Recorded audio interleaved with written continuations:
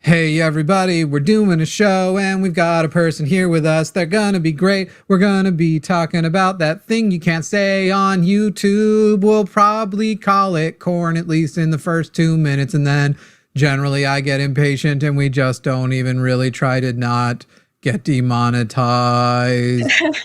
Let's just say it now. Fuck shit balls porn. Okay, let's do the show. Welcome everybody. I know we're still figuring out what we want to do for intros and outros, but now it's become a whole thing where it's made up every time kind of song deal. How's everybody doing? This is Calling It Now. We are a show most often hosted by leftists, often everybody atheist, in this case, secular humanists. And today you have myself, Jimmy Snow, who is qualified to literally do nothing besides this. This is all I am capable of. And today we have also with us Adalind Gray. Adalind, in your own words, would you like to introduce yourself to some of the people? Some of you already know who Adalind is, and I see you. I know what's going on. Go on, Adalind. Hi, my name is Adalind Gray. I'm an adult creator. I do SMEX work of multiple forms, online and in person. And in my personal life, I have a rock band called Lies for Attention. And I'd love to be a huge freaking touring musician someday. Yeah. If ever the band like broke up and you did an alternative thing that was like with some of the same people, I think you should call it Tell the Truth for Attention. Truth for attention, something like that, because that's what I do. It's still for attention, but it's uncomfortable. You're truth right. For attention. Well, that's kind of the thing. That's kind of why we called it that. It's like it's a tongue-in-cheek thing about mental health. So like a lot of people all call that Lies for Attention. So I was like, well, I can get into the whole story if we have time. Right now we're waiting for people to call. Let's go ahead and do a shout out to get people to call, and then we have time for that story. Right now, the claim we have today, if you want to call and argue with us that purity culture is good, that the bans on sex work are bad, that trying to put people from OnlyFans are bad, if you think that it is, that it should be the case that prostitution in the country should be illegal, as it is now in most of the country, if you support that, these are all claims that we do not jive with. Purity culture is disgusting. It's anti-freedom. Trying to put purity culture into law takes it a step further. It's disgusting when you do it privately at home, but it's even much more worse when you try to put it on other people and make them practice your purity culture. And we believe that the MAGA's approach to morality, the things that they are trying to do through Project 2025 in trying to prohibit porn and to control what you do with it in the privacy of your home, who you love, all of those things, that all of that is disgusting. And if you think you can make a case that the government should be telling us what to do with our bodies, who to love, who to fuck, all of those sorts of things, you can call. If you support the age verification laws that are going out, being selectively applied, where you have to ID yourself before you use a porn site, call in, because we don't support those. What other things would you like to debate people on? Well, sex work is a topic that comes up. A lot of people disagree with that. And also, like we mentioned, I would love to decriminalize prostitution. A lot of people disagree with that because it's like, oh, you work at a legal place. Why would you want to decriminalize? And there's a lot to get into there. I mean, isn't the first argument that the legal place you are is literally in only one place? Like, right. Yeah. Nevada is the only state in the United States that has legalized prostitution, and it's within extremely narrow bounds. And don't get me wrong, I love the place I work at. It's just like, it's the difference between hiring a stripper at a party or going to a strip club. Sure. So, MAGA, you people, the people who have said that, you know, the death of Charlie Kirk created 10 million Charlie Kirks. I assume you mean 10 million people who are willing to call in and debate and discuss and defend the MAGA position. Therefore, you should call in right now and tell us that. In the meantime, people, feel free to send in super chats with some questions or anything. We'll field those while we wait for the calls to come in. But if you want to call in, that number is right up there, 33654-32101. Easy to remember, 33654-32101. All right, what was your shirt has already been admired, by the way. Someone's saying they need to get it. So, I hope that you can get it. It was a limited edition run by Green Day during the Hawaiian fires a little bit back, when Nimrod was having a big anniversary. So they just kind of were like, hey, limited run to get this shirt. And yeah, so I don't know. You might be able to find one on like eBay or something. But I also support DIY. So does Green Day. Like, bootleg merch is okay. So, yeah. I'm seeing what the eBay costs are these days, because I wouldn't mind. I have no idea. It was not a cheap shirt, but it went to a good cause, so I'm like, got that. I think like the one that I'm seeing is probably fake. It doesn't look right. It's very off-center, not filling the same proportions. Green Day has enough money. I love them, but they have enough money. That's true. That's fair enough. That's fair enough. I would say it's not if it was a good fake, I'd recommend it to people, but it's not a very good one. Not a very good one. But yeah, they seem to be available out on eBay, and then obviously the original Nimrod, Nimrod stuff, vintage tees. It's a whole thing. It's a whole thing over there. Yeah. Anyway, what was the story you wanted to share? Yes, how I came to the name of my band. Well, my band is called Lies for Attention. Been around like a year and a half. We do have a YouTube page. It's super sparse. We have our first show, and it was my first show ever. So it's not where I wanted to be back then, but we've come a long way. But yeah, anyway, the name of it, Lies for Attention, it started as a joke. I was high as balls laying in my bed. It was like 4 a.m. And I'm like, I was thinking about the subject material of my songs because like I had no idea like what we're gonna be called yet. Like I didn't even have bandmates yet, I don't think. But I had a few songs and I'm like, damn, like these songs are so fucking emo. Like, what if somebody just comes along and says I'm lying for attention? And then I was like, what if I just called the band Lies for Attention? Like, that'd be so funny. Like, it's just, like, get ahead of the game so they can't do it themselves. And then I was like, actually, that goes kind of hard. You like so I messaged, like, 5 different friends to make sure it wasn't, like, a good idea. That it wasn't an idea that only sounds good when you're high. And all, like, 5 of them said it was good. So I went with it and never looked back.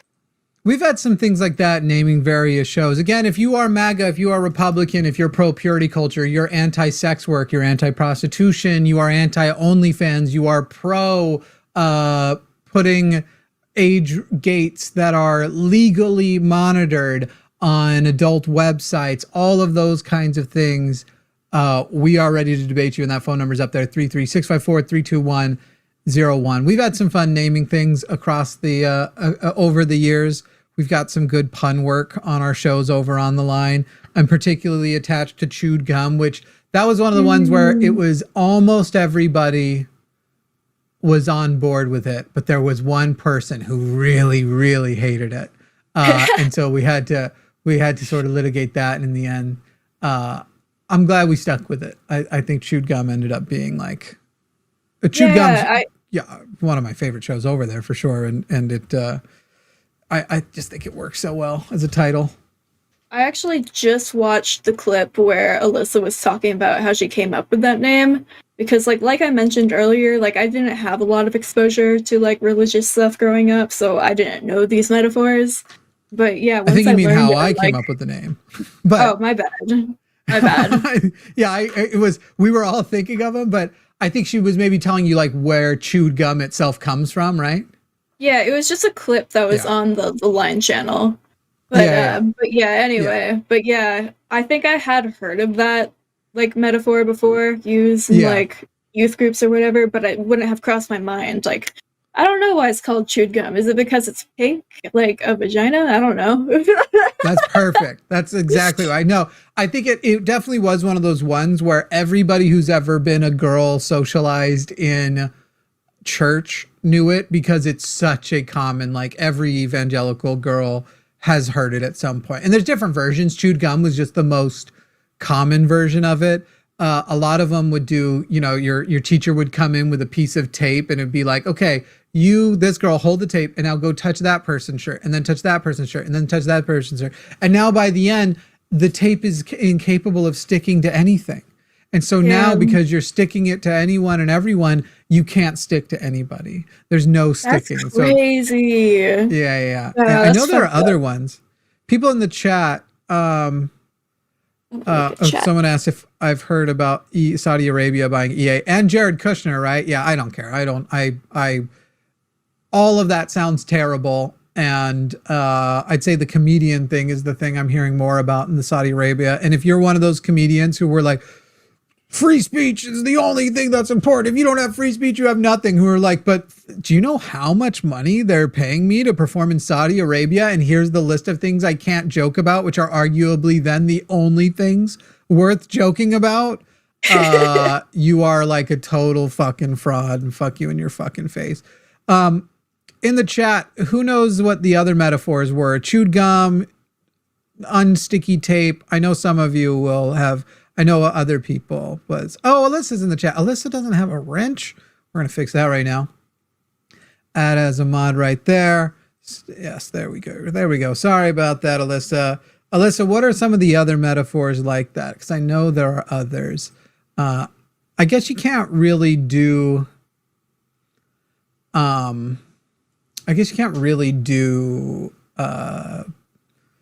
chewed gum like in a Sunday school. You can only tell that story. It's not like you're going to ask other people to chew other people's gum. It's a terrible metaphor in the first place, because I love my partner so much. We do all kinds of DNA swapping kinds of things. Yeah, I was gonna say, me and my friends are so gay that like we would probably chew each other's gum. But I'm the opposite. I'm saying even my partner who I love, who we have swapped many fluids, there's something conceptual about the gum that if she was chewing a bit of gum and was like, do you want to try it? I'd be like, fuck no. What? That's fucking disgusting. If we just ate, that's kind of gross, because then there's going to be food particles in it. But if we're like, I don't fucking know. I mean, it wouldn't be like food particles. That's so fair. Whatever. If you catch me in the right mood, I'll just do shit for the hell of it, because I think it's funny. Yeah, it's fair. I just have weird, like, just weird things. I also have inconsistent things about being a germaphobe. Like I'll exchange crazy bodily fluids on video, but like sharing a fork with like a friend that. Weird, yeah. It depends on the friend. It depends on the friend. But I would rather, My partner will tell you about my over caution with like things touching too close to the sink that we clean dishes in. How I will I'll free handle beef, but I won't free handle chicken raw. That's weird. Is it? Isn't it way more dangerous? Beef you can clean off your hands much more, and like even the stuff that like beef isn't nearly as dangerous as raw chicken is. That's why you can eat beef medium rare or rare even, because you just have to get the bacteria off of the surface of it essentially. And arguably there's ways you can do that without even cooking it. Like steak capriccio, I think it's called, is raw beef that they just freeze it instead of cooking it, and then they cut it into, and so you're eating, it's in steaks a lot. You're eating raw beef. Sushi. Yeah, it's beef sushi. You can make beef sushi, but chicken, you could eat a frozen piece of chicken and still get salmonella, because the salmonella and other things in it can persist. Anyway, we've got a call on the line. Let's go ahead and jump in on it. Before we take this call, a reminder, we are here to debate MAGA. This is our statement. Y'all say y'all are brave and 10 million Charlie Kirks. Well, Charlie Kirk supposedly was ready to debate people, unless you're saying it's only unprepared college students who aren't good at articulating. Because if you've seen Charlie Kirk at Cambridge, when those college students came, there's a reason why he was going to like UVU and not Harvard for these debates. And it's very clear why when you see his Cambridge performance. My goodness, what an exposure of what a fraud he was. Maybe I should check that out. It's pretty good. It's pretty good. He got mopped by them. There's like this whole back and forth about like gay marriage and stuff. And he was like, give me an example of a society that succeeded that endorsed gay marriage. And the guy does. And he's like, and how did it work out for them? He's like, great. Literally great. It's like, well, I still disagree with it. It's like, oh, okay, so that thing that you just said was the reason why we should be opposed to it just got debunked, but apparently wasn't even your argument and wouldn't change your mind to find out you were wrong about. So why did you present that argument? Not unlike a lot of Christians do, where they just say an argument and you're like, okay, so if I debunk this, will your position have changed? And like, no. And then they just pivot. I care about feelings, not facts, despite what our slogans might be. Anyway, MAGA, we want to talk to the honest ones of you. That phone number's up there. But let's go ahead and talk to Jonathan in Tennessee. Jonathan in Tennessee, you are on the line with Jimmy and Adalind. How are you? I am doing great. Excellent. All right, what is the position you are here to present? Well, one quick thing, one big thing. My pronouns are actually they. I'm still working through that. And I thought, if I can say what I actually prefer my pronouns safely, it'd be on this show. Yeah, that's fine. So I want to say thank you for that. Well, I'm willing to be convinced. I am an atheist, largely thanks to you and a few others. But I guess I'm still trying to understand the ramifications within making sex work fully legal across the nation.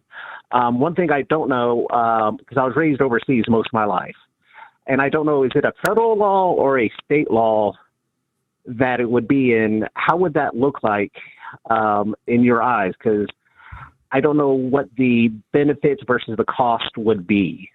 Yeah. So personally, I don't actually know either if it's a state or a federal thing. I feel like it might be a state thing, which is why Nevada has it, only in certain counties and whatnot.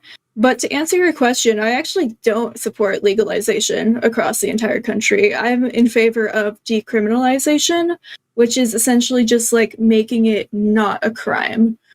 For reference, legalization would mean like writing it into law, and that's why we have stuff in Nevada like the brothels and stuff. But there's just never, like, when you have legalization in certain ways that you have to, certain rules that you have to abide by in order to do it legally, there's always going to be a group of people who are not able to follow along with those laws and therefore have to do it illegally. Yeah, so, but Adaline's right. There's not explicit federal regulations against prostitution. It is, but state laws across the entire country. The main question, Jonathan, isn't, because you're trying to take us from a state of like where we are to where we might be. And then it's just a matter of all people are going to do are a system of hypotheticals of then like, okay, but then what if this happens as a result of legalizing or decriminalizing? What happens if this? What happens if that?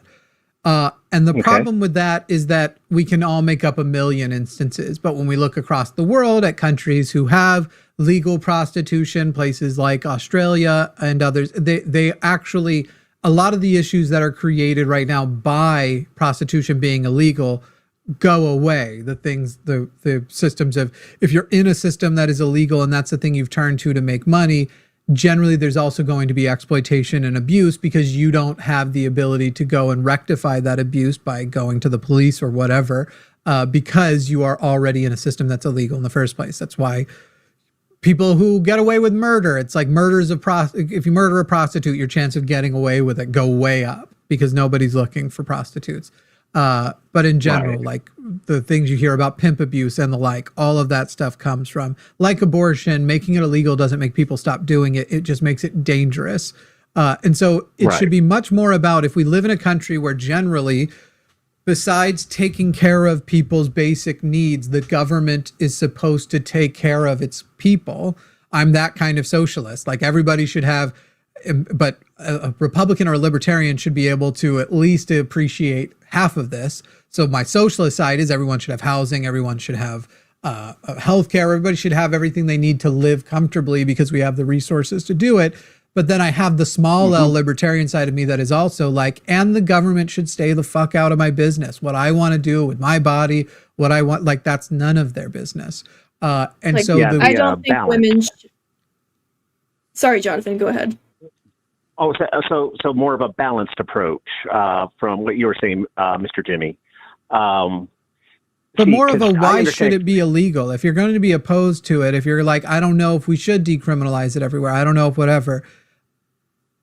It comes down to, for me, that I think it's royally fucked up that there are women who are choosing to do this, well, either because they want to or because it's what they feel like they have to do in order to pay rent, end up in jail or fined or whatever because of it. And that is not right to me. Yeah. So Jonathan, when you're worried about, like, when you're apprehensive about whether or not we should decriminalize prostitution, and this would be a call to anybody who's listening who thinks they have a good reason, what would be a good reason to have prostitution be illegal anywhere? If I could propose one. I could propose one, and I'm pretty sure someone's out there, would be because in many countries, I'm not saying all, but, and you don't usually find them in first world, but when it's been legalized, when they have welfare and things like that, can you work, that they count that towards that. And that can force people, not only women, but men too, into sex work. And it really can, I feel that's when it's forced, can have a but you're not major mental issue. Something right now. Women and men and people in general are already being forced into sex work because they can't afford stuff. I don't feel like that means... I'm speaking from a governmental position, that the government is forcing it upon you in order to be able to get any, because they say, well, you can do work, so you're not going to get any welfare because you can spread your legs or whatever. So I'm speaking from a government first side. of all, I would love to know what country you're saying does that, and is it actual like democratic country and not considered a humanitarian nightmare? And second, again, we're asking why it should be illegal. And like I said earlier, you can create hypotheticals until the cows come home. You can just make them up. You can point to these vague instances of things like that happening. But if the answer to the question is, okay, well, we shouldn't let the government do that as a part of it, then there wouldn't be, because what you're describing are like disability and welfare things where they come and they say, okay, maybe you can't do whatever kind of job, but you could go get an office job. You could go get a whatever. Great. So we shouldn't add sex work to the categories of things that would disqualify you for welfare. And that would be when you refer to make it not a crime versus a legal entity. I think what she is describing is it shouldn't be legal in the sense of that we should be putting on the book something like prostitution is legal under these conditions, because then you're talking about adding laws about the legalization. So decriminalization, prostitution should still be quote unquote legalized in a non-formal sense of the laws against it should be removed. Okay, I see where you're coming from. Like I said, I'm willing to be convinced. I'm not well read enough. I just happen to know some sex workers, and they're kind of divided on it. So I love getting a different form of opinion, because I don't believe I should ever be so arrogant enough to think I have all the answers. I know what's really going on. For sure. So, well, thank you very much. That really did help, and hopefully that'll clear up for some of your other callers who want to speak about this issue on where you stand. I really do appreciate you, and I do want to say thank you for your show and the times you've been on. That really helped with my deconversion. So, anyway, you guys have a great day. Great. All right. Thank you, Jonathan. Thank you. I think too, when it comes down to it, when you already have a state that has modeled how you can do it and people aren't getting as harmed, because unfortunately there are still legal restrictions there that, as you've pointed out, somebody's going to get exploited by. But clearly Nevada has figured out how to make it decriminalized without adding sex work to the type of work that could disqualify you for welfare. Right? It's definitely.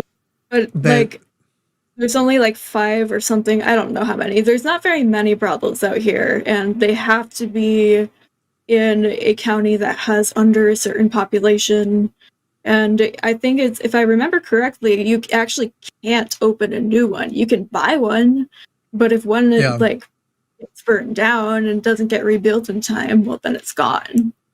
Yeah, it's also most of the counties there still don't. They've been sort of like the licensing system that is there means that in most of Nevada, it's still effectively illegal unless you have the resources to travel and all that kind of thing. Exactly. And at the end like of the day, a lot of, go ahead. I was going to say a lot of people don't realize that it's still illegal in Las Vegas, Clark County, because it is, well, it is Las Vegas, so it does still happen here.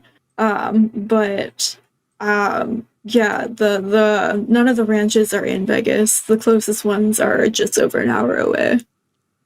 And we're still waiting, people. If you are MAGA and you want to call in and tell us why Donald Trump is a great president, if that is the belief, if whatever we're sitting here as leftist, atheist, obviously here to talk more about sex work and stuff, as we have a person here who does a very elegant job of representing that sector of our economy. I hate that phrase just because it's like, and then I remember we're a capitalist economy and I just want to yeet off the planet. Do people still say yeet? I do. Anyway, you can call in. That phone number's on the screen, 33654-32101, and make your best case for it. Make your best case, and let's find out what your positions are and whether they are well warranted. We'll ask you simple questions. We'll get through them. Let's find out if your positions on sex work, on Donald Trump, on MAGA, on freedom of speech, if they all pass the smell test. What I would love to hear is somebody call in to defend why we're talking so much about supposed trans and left hate crimes and violence, but we've already moved on from what happened just 2 days ago from the Mormons who were getting hate crimed by a MAGA extremist who had anti-Mormon sentiment formed, as far as we are finding out so far, in his extremely Christian beliefs that Mormons weren't Christians and that they were in fact anti-Christ, that this person, who I agree was crazy, did get his indoctrination and what turned him to that violence from people like him in the MAGA movement. Why is it when it is explicitly a MAGA person doing it for extremist MAGA reasons, just a crazy guy, and when it's somebody who allegedly has a trans roommate or partner, that was definitely, it was leftism, it was leftist Twitch streamers behind the whole thing, that it's Antifa, it's all, why the double standard? I'd love to hear those people call in. That phone number again is 33654-32101, 33654-32101. I want to see. I do just want to say, someone in the chat said something funny. Douglas said, all the sex workers I know I've never had sex with, everyone pat me on the back. Yeah, congratulations, Douglas. I mean, is that a brag? I mean, it means you have an actual friendship with them instead of, you know. Alejandro, who's complaining about being censored in chat because you're presenting facts. The show doesn't happen in the chat.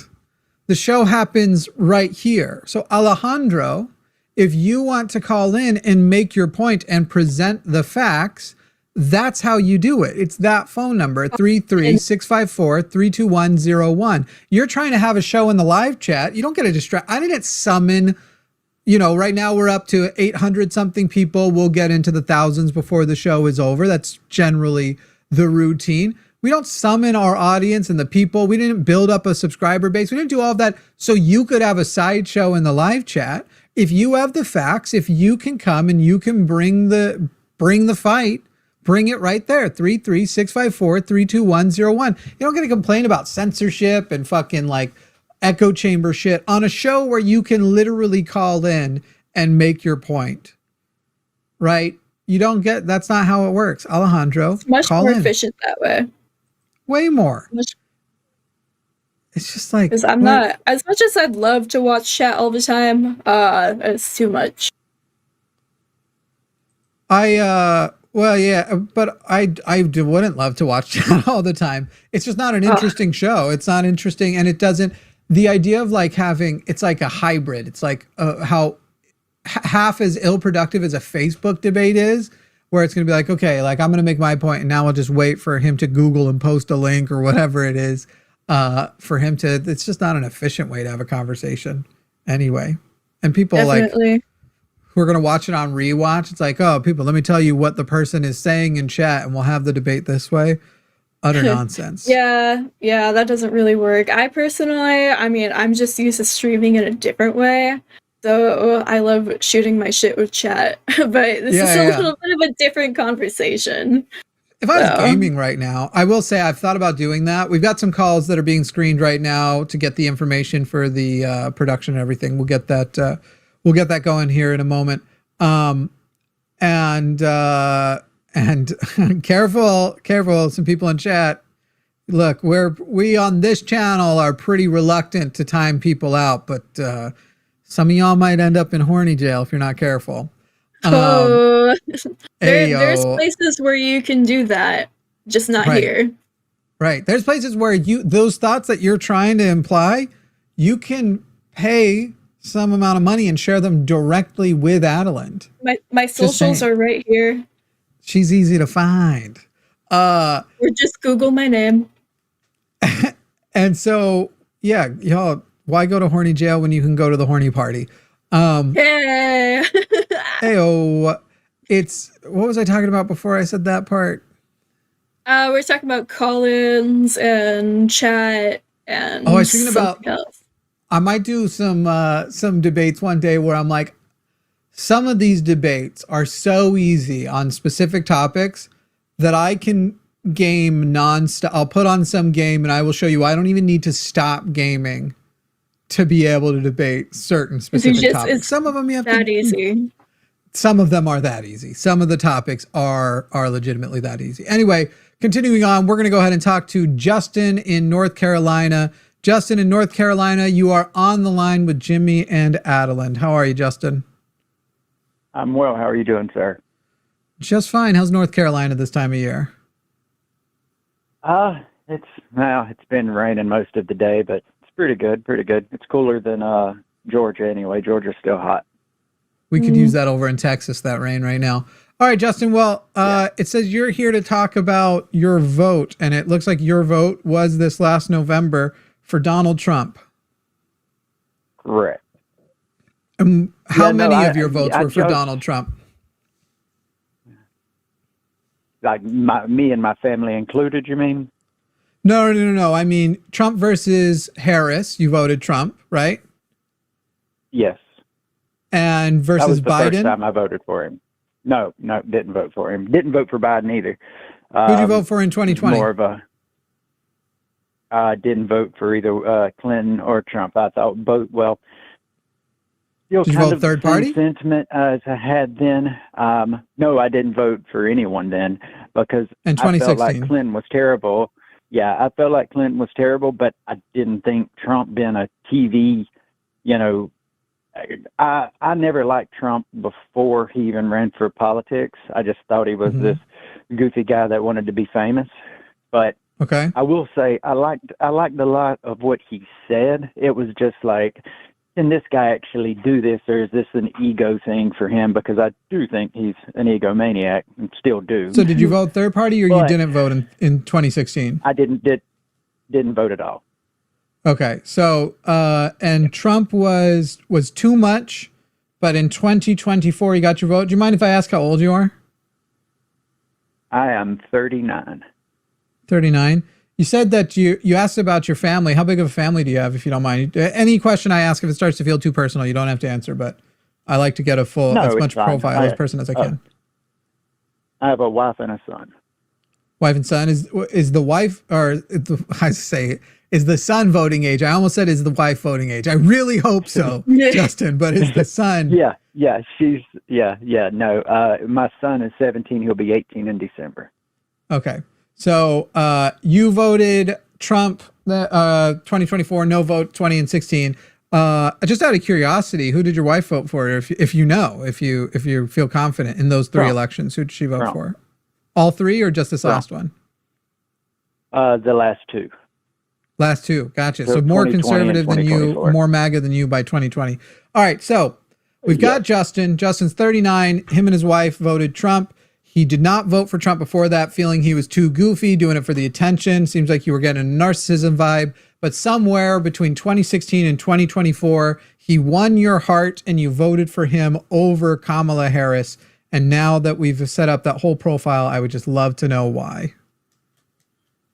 Well, a lot of things. I mean, everybody pushes this trans stuff as being an issue, and I don't personally. I don't care what anyone does with their sexuality or anything. I am a Christian, but I'm not here to judge what you do.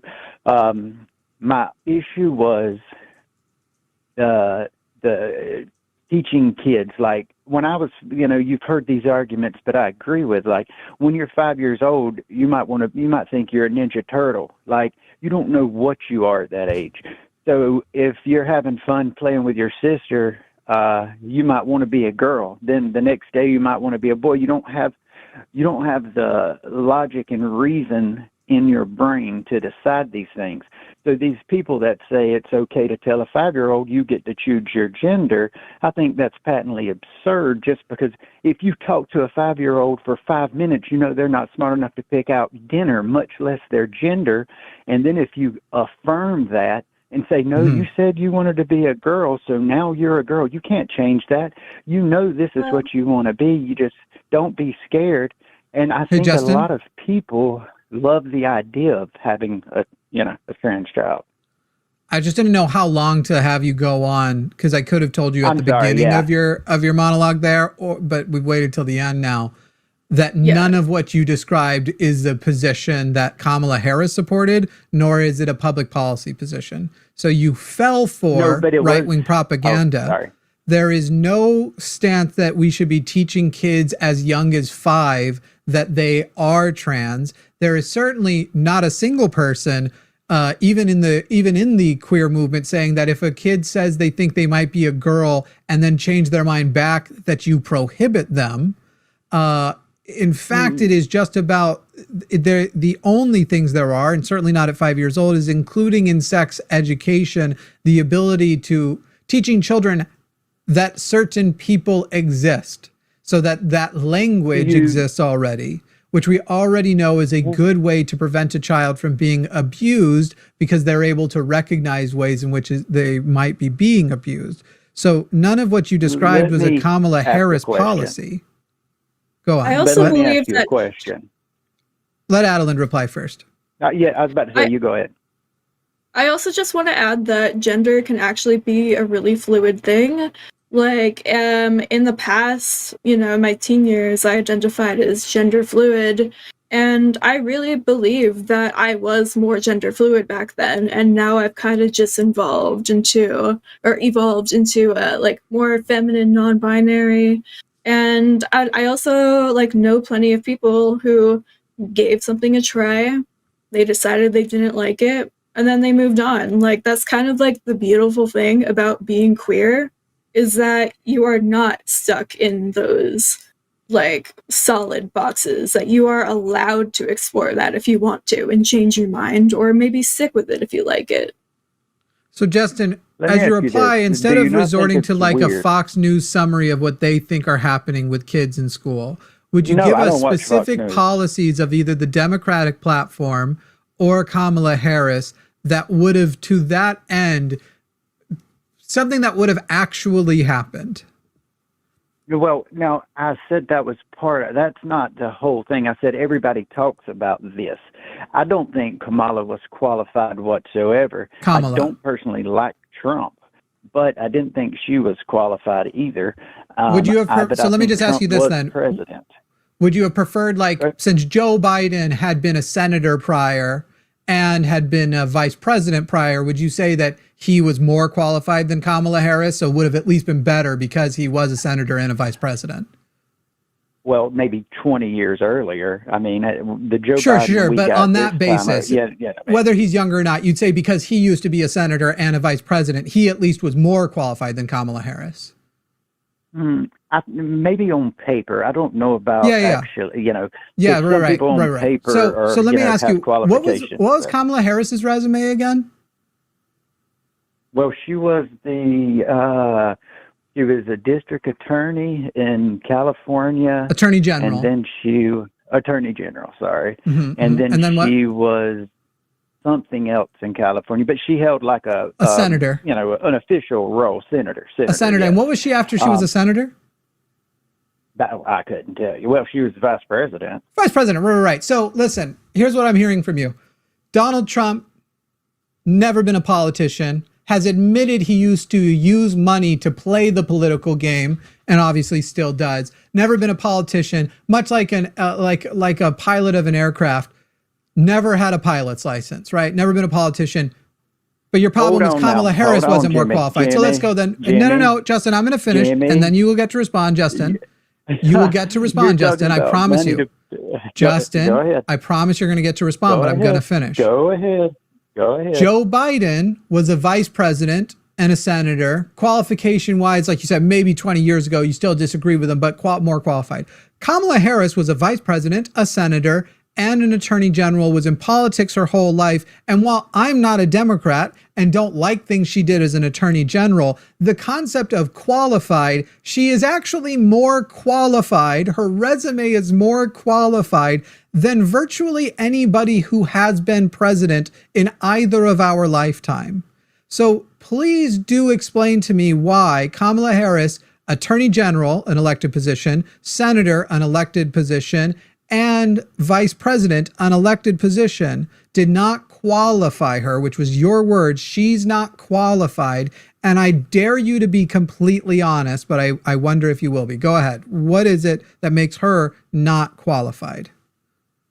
Well, Trump was president prior, so we knew what his stance on things were. You said she was not qualified. Yeah, I just personally don't like her. I thought Hillary Clinton was very qualified for the job, and she. So why wasn't Kamala Harris qualified? You're still not answering. Why was Hillary? I just didn't like her demeanor. I didn't like the way she talked. I didn't like the way she laughed uncontrollably when she got nervous. I didn't think Justin, that she could be very statesmanship-like. Laugh, talk, demeanor. Can you name for me a black woman whose laugh, talk, and demeanor? Can you name for me a black woman you would support who has adequate laugh, talk, and demeanor to be president? I like Michelle Obama. Michelle Obama. So Michelle Obama, who's not been a senator, who's not been an attorney general, who's never gotten an elected position, you would vote for Michelle Obama over Trump? I don't know that I would vote for her, but I do know that I like her. I like the way I like her attitude. So qualifications. I don't know that I would vote for her. Qualifications don't come down to whether or not they actually have the resume, that they've done the jobs that would qualify them there. They're whether or not to you. Justin, am I crazy for assuming you're a white man? Yes. Are you a white man? Okay, yes. Are you cisgender, as in not trans? Oh, yeah, 100%. Are you straight? Yeah, I told you I have a wife and kids. Gotcha. So as far as black female politicians that you would like more as a politician, it's not based on resume. It's based on whether or not, so far, the three things, qualifications you gave when you said was not qualified is how do they laugh, how do they talk, and what is their demeanor? What's their demeanor? And that's what you're holding against Kamala Harris over Donald Trump. Yeah, she just isn't likable. I mean, that's as cut and dry as I can be. Like, I don't necessarily agree with AOC's policies, but I like her. I like her fierce, like how, like, if she believes in it, she goes for it. And it doesn't make a damn who likes it or don't like it. She's going after it. And I like that drive. I like the passion. And felt she's like hot, Kamala, but that doesn't have anything to do with it, right? No, not at all. Definitely not. Sure. No, well, you can assume whatever you want, but that's not the case. I sided with you. What do you mean? What? I said that you were totally telling the truth. I believe you. Well, you didn't have that to say when I said Michelle Obama. I find that curious. No, I explained to you I asked you for a black woman. You named one. Now, do I believe if I went to social media, your social media, if you had a Twitter or something, that I would find that you're as supportive as Michelle Obama as you're saying right now? I suspect, but I don't know.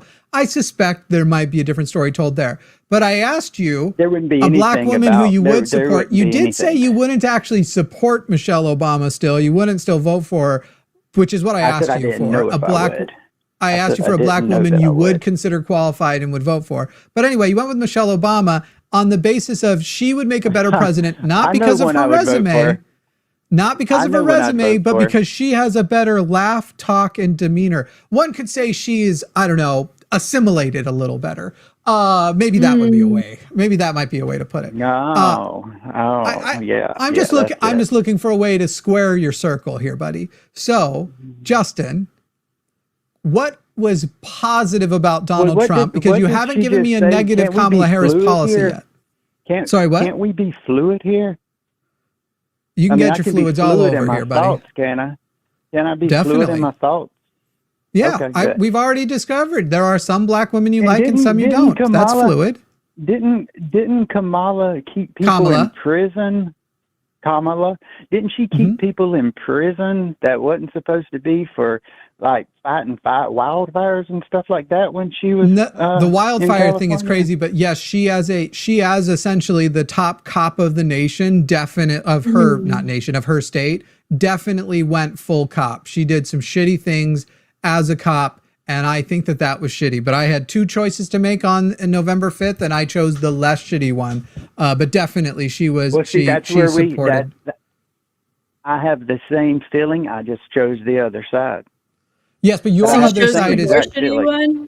I took a small bowl of dog shit, and you took all of the dog shit that's ever been shat, especially the stuff that's runny and with blood in it. You picked the worst person to ever be president over somebody who would have been a status quo genocidal against the Middle East, like just, normal everyday America stuff. Hold on. What about George Bush? I thought that was him. He sucks too. Yeah, George Bush would also have been better than Donald Trump. If I had to vote between George Bush and Donald Trump, I would have voted Bush. Hell yeah. So you think we should have went over to Iraq and killed people over some shit? What does that have to do with this conversation? Excuse me, Justin, I said if I had to pick between Bush and Trump, I would pick Bush, because what we did in Iraq, what we did in response to 9/11, if Trump had been in that position, it would have been even worse. It was bad under Bush, but it would have been even worse. Hypotheticals. You don't know that. You're playing hypotheticals. You don't know that. I'm playing hypotheticals on the basis of a lot of exceptional evidence. For example, the current way he is behaving with the crisis in Gaza, how explicitly he is not just supporting their genocide and ethnic cleansing, but looking to fund it, and now looking to make himself the head of the transitional government over there. And then I'd also point to the way that he is recklessly playing with us going to war with countries like Argentina, like Venezuela, doing things like bombing people, bombing boats from civilians from countries that are attached to us by land.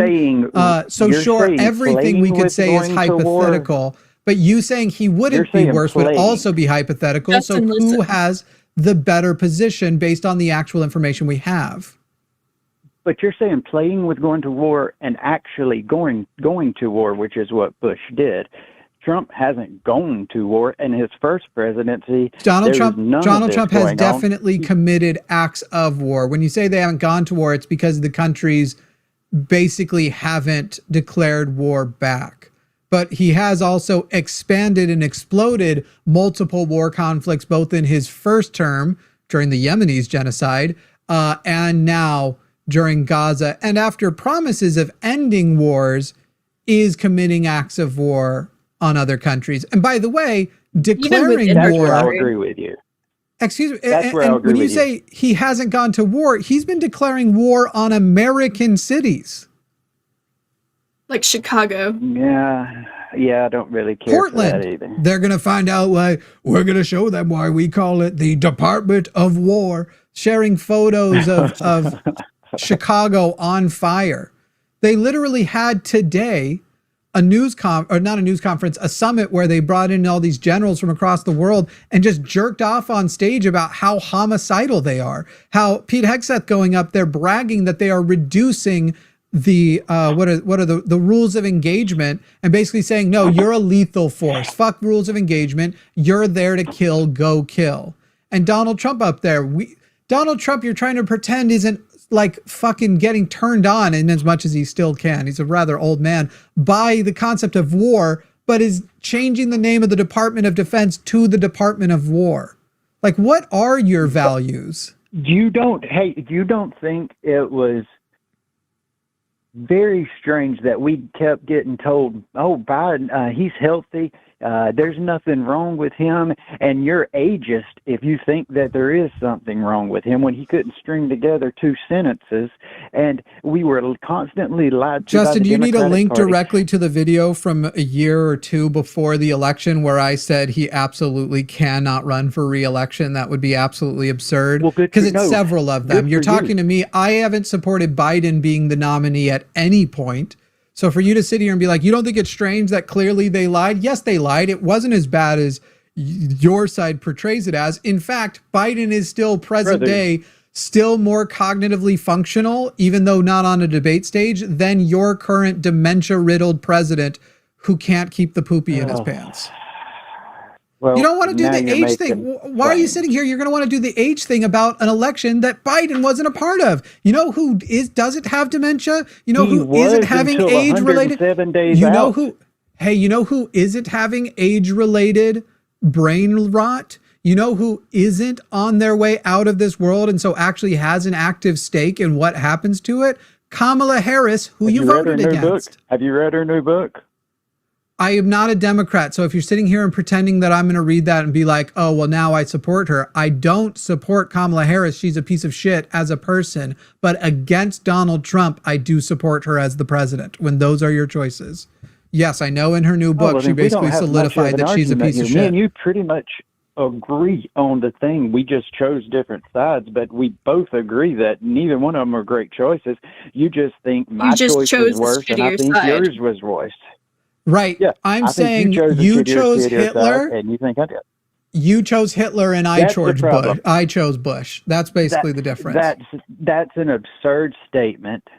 It isn't. He's Hitler. You know that. It isn't. No, excuse me. No, I don't know that. I absolutely think Donald Trump is currently actively involved in genocide. Did it in his first thing. I think he looks to see his enemies dead. He literally at a funeral 2 weeks ago says, I hate my enemies and wish the worst for them. He's opening concentration camps. What? He's talking about sending American citizens there after we do after the deportation's done, we're going to have to look at sending some of our own people. He's making a broad thing that doesn't exist as an organization, Antifa, which literally means anti-fascist and doesn't have an organization, a terrorist organization. And he is currently using his FCC to try and put pressure, as well as other deals he's having, as we see with these settlements with ABC and Disney and the one that George, as he calls Slopadopoulos, is on. He is literally using the government to put pressure, enrich himself,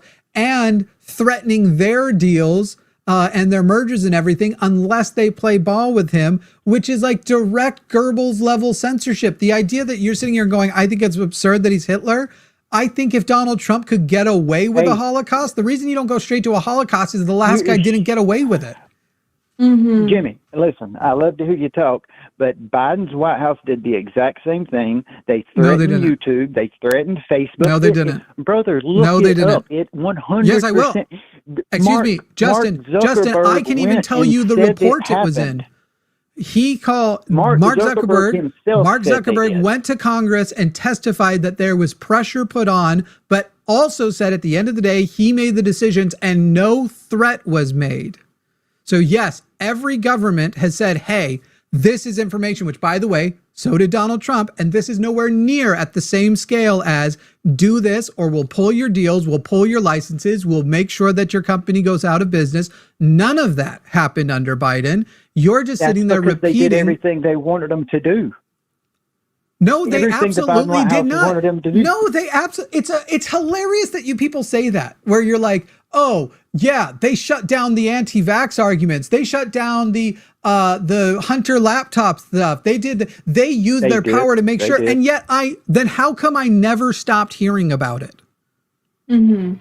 Well, if they shut it down and they censored it all, how come I heard about it nonstop and debated it nonstop on my channels?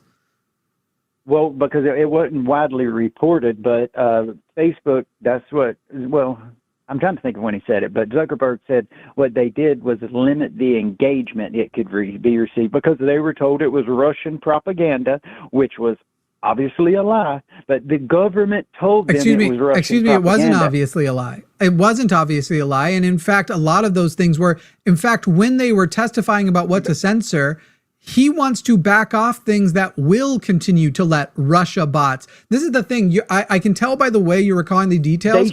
All you've read, stop, Justin. All you have read is headlines, and you think you know the topic we're on. Who is the head of the committee that, by the way, made this report? What report are you talking about? The report that who is the head of the committee that he went and testified to? I'll give you a hint. The initials are JJ. I have no clue. Yeah, because you don't even know what the report that you are trying to relay facts from. Jim Jordan, who is a partisan hack, who is like I know him. Right, and he is a partisan hack. It is his report you are quoting, and the things that he is trying to change about the words Zuckerberg actually said in his testimony to his committee. So you're sitting here you're trying to headline it when none of it comes down there and you're going, and they said it was Russian propaganda when it wasn't. Actually, it was, because even when things have a nugget of truth, their robots come in and their social media apparatus comes and blasts you with it so that you think it is a ginormous conspiracy when it isn't. It's against public health. How about Russia got Trump elected in 2016? How about all the bullshit we dealt with from Russia did. Russia absolutely. 20? Russia absolutely assisted in the only thing that Donald Trump was. Excuse me, Justin. Justin, the only that's what the nonpartisan reports say, including from the Republicans. The only thing Trump was cleared on was no direct evidence of that he himself colluded with Russia. People in his circle did and went to prison for it. Yeah, it turns out we can't prove he was a Russian agent. Only his people, only Michael Flynn, only Oliver Stone, right? Like you're sitting here and going, Russia. They never proved this. For Russia. They didn't go to prison for Russia. Yes, they did. No, they didn't. Yes, they did.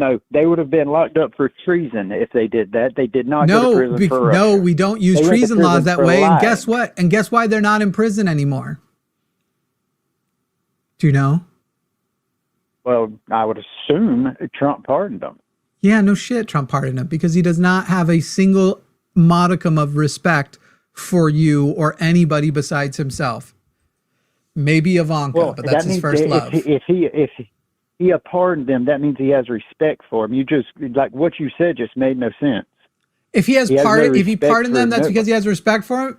Yes, he respects anybody who breaks any law to his advantage. Well, you just said he had no respect for no one except for maybe Ivanka, which is trying to make it like as far as like an existential. If today Michael Flynn said, "I'm no longer on Trump's side, screw that guy," that would be it for Trump. He would just be like, "You said." Actually, wouldn't even take that. If he went out there and was like, "I think Donald Trump's going a little too far with the Department of War," Donald Trump would be all caps tweeting about. But Donald Trump does reward people who do his mob style loyalty, right? And that's. I don't even think you disagree with that. January 6th, he doesn't know who the January 6ers are. He doesn't have respect for them as individuals, but they broke the law on his behalf, and he wants to broadcast out to the world, if you break the law for me, to give me more power, to keep me more power, I have your back. Don't worry about it. I got you. Yeah, he does. He does operate like a mob boss. I will give you that. Yeah, no shit. And that's who you wanted as president over Kamala Harris, who would have been status quo Democrat politician, who probably would have at least expanded a little bit of healthcare. You'd have less people, and eventually it's going to hit you, that are going to have the Medicare, losing their Medicare and their Medicaid. And you wouldn't have had this stupid tariff thing, which you already know, Justin, is ruining your ability to buy things and is only going to make inflation worse and make your cost of living go up. But he's getting super rich off of a crypto scam. So what does he give a fuck about you? Well, the tariff thing, I've heard arguments on both sides, so I'm not sure about that. You've not heard a single good pro. There's not you've not heard a single good pro blanket tariff argument, because they don't exist. It is blanket, or it is economics 101 that you do not blanket tariff, that it's terrible for economies. You only use selective tariffs to positives about tariffs. Yes. Nobody has said that tariffs are always bad. They're saying his blanket tariff policies and using them as a threat and undermining and destroying our relationships with nations who now, instead of making a deal with us, are moving to China instead. All of these countries are literally going like, all right, fuck you, America. Now that you're so volatile, I might not like that China has human rights issues, but you know what they are? They're steady, and my people can count on them. So we're losing these deals. We're losing our status in the world. Go ahead, Justin. I got a question. What's the last U.S. president that didn't support everything Israel was doing? That stopped them from doing something? Well, obviously, it would have been before the occupation of Gaza, before the occupation of Palestine by Israel. But I don't understand what you think what do you think this question is going to benefit? I don't think Kamala Harris was good the Israel thing. I think she was awful. That was what I was saying, because you were talking about what Trump's doing with the Kamala Harris is a terrible genocide enabling monster. There you go. You got your soundbite. It does not change literally the calculus of everything I've said so far. And even on the genocide in Gaza, better than Trump. Yeah, I definitely don't like what's going on over there by any means. Well, Netanyahu, the fascist monster, you voted for the president he endorsed. Well, it is what it is on that. But either way, genocide. That's what it is. You can say the whole thing. When you say it is what it is, you can say what it is. It's genocide. Yeah, I agree. But and Trump's a liar. I voted for him. I still stand behind voting for him. But he said on shaky grounds because he laughs better. Yeah. Well, he doesn't really laugh, but rarely smiles. But sounds like a great guy. I could have a beer with him. No, he doesn't even drink beer. I don't think. I think a beer might kill him. I don't think. Get him a beer. The way he eats McDonald's, you would think he was a damn machine. He should have been dead 20 years ago. Yes, the worst people often have strange longevity. That is, they might make a deal with the wrong guy. What is the best thing Donald Trump has done? The best thing Trump has done. Well, in his first term, he did some good things. This go around, I don't know that I could say much that he's done. What was the good things he did in his first term? Well, he got those at the very end of his presidency. He got the peace deals, or Jared Kushner got the peace deals with Egypt and all that stuff. He stabilized the Middle East. I think is a good thing. Well, they didn't get any deals. They got countries. They got concepts of deals. Let's be clear. The Middle East is still a destabilized mess. That you think that anything of significance happened there, and that anybody who's going to hold to anything is crazy. Those countries haven't gone to war since it happened. Egypt? Was Egypt on the brink of war? Yeah, but they didn't go to war, and Trump was in office when they they didn't go to war under Obama. So Obama's an incredible statesman too. You agree? Yeah, Trump has so much bluster. Yes, Obama was the best speaking president I believe we've ever had. He had a good laugh, talk, and demeanor. Yes, he did. For one of them. See, now you're trying to make me sound racist because I'm white, and that's absurd. Sir, Justin, I don't think I have to try. I think that earlier, it's clear that you've only been able to say character things about Kamala Harris and not name a single policy of hers, and you literally described laugh, talk, and demeanor as what made her not qualified. I think but that if we Occam's razor it... Well, Justin, if it makes you feel any better, I don't think it was only racism. I think there was a little sexism too. Hey, brother, I have a good reason to do with either. I have a good reason why I don't like Kamala Harris. It's because she put sex workers in jail as a cop. She did what? She put plenty of sex workers in jail. Mm-hmm. Hey, Justin, do you think sex work should be illegal? Yeah, I do. Why? Why it should be legal? Illegal. Illegal. Oh, no, I think it should be legal. See, prostitution legal? Yeah, I mean, I think it should be. Like, again, I'm a Christian, so I don't think we should be doing it, but I also think two consenting adults should be able to do what they want to do, and if one's paying and the other consents to receiving the money for this job, duty, action, whatever you want to call it, they should be able to legally do it. So before you voted for Donald Trump, did you read Project 2025? He said that wasn't his bill or his plan. And what did everybody say in response to that? I don't know. The man said it wasn't his thing. Okay, well, we pointed out a few things.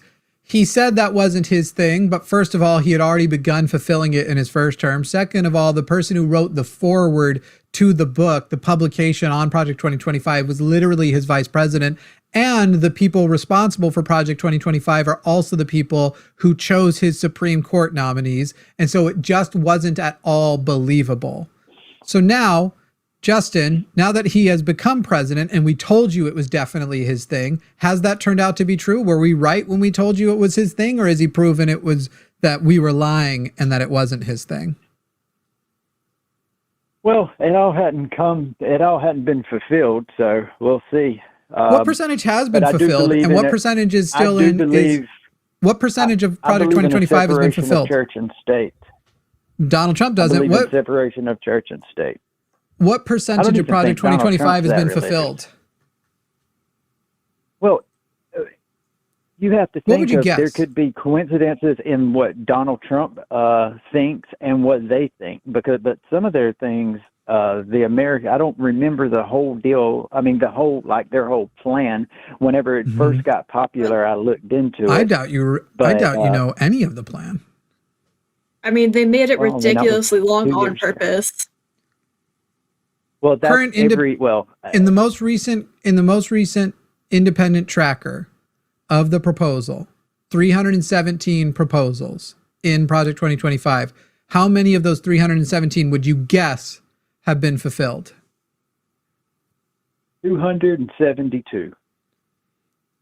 It's crazy because you went with a higher number, and yet a moment ago it's 115, many of them very large. So the overall percentage tracked right now is 47% complete, with I believe it's an additional 25 to 30% in active progress, and he still has 3 years to go. But you went with a higher number that would have made it like 80% complete, and yet the words out of your mouth beforehand were essentially, well, maybe it's coincidental overlap. Well, Jimmy, I did that because that was a leading question because you wanted me to say a low percentage so you could say, boom, gotcha. So you lied. You lied and made yourself look worse and hypocritical because you didn't want to play into what you thought was going to be a trick. It's not lying. I mean, it was. I'm fucking around with you, Jimmy. I asked you a question. You answered with a purposefully untrue statement. What is the definition of lying? Are you a troll? But then after I did tell you the truth afterwards. So well, you never gave me the number. Hanging on a lie. You never gave me the number. I have no clue. I asked you if you had to guess because you said that it was potentially coincidental overlap. So now that those numbers have been number that came to my brain. Now that those numbers have been disclosed to you, would you admit that vast amount of beside completion plus inactive process suggests that actually it wasn't a coincidence, and in fact Donald Trump is mostly pro Project 2025? Oh, I have no doubt some of their stuff he would definitely agree with. Yeah, that it's more than a coincidence. Well, when was Project 2025 written? Like, when did they actually publish it? Years before the election. It was also publicly in an active formation during the entire 4 years that he was away. And the whole thing was, we get him reelected, and this time we do this so that we take power in America. So with plenty of, and by the way, with enough warning that he was able to respond to it.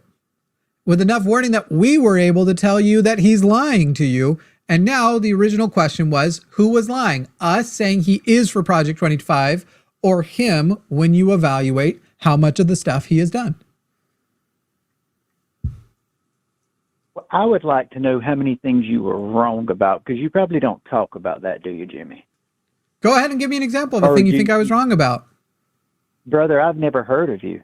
I mean, this popped up on my YouTube. So you just want me to broadly bring up things? I don't know. The other day. Well, no. What you do is you say something, and if you're right, then you keep talking about how you were right about those things. So you probably have said things in the past that didn't come to be true, but in an argument, you're not going to say, "Oh yeah, well, I was wrong about this one thing." How do you know that? Wait. Why are you making that claim?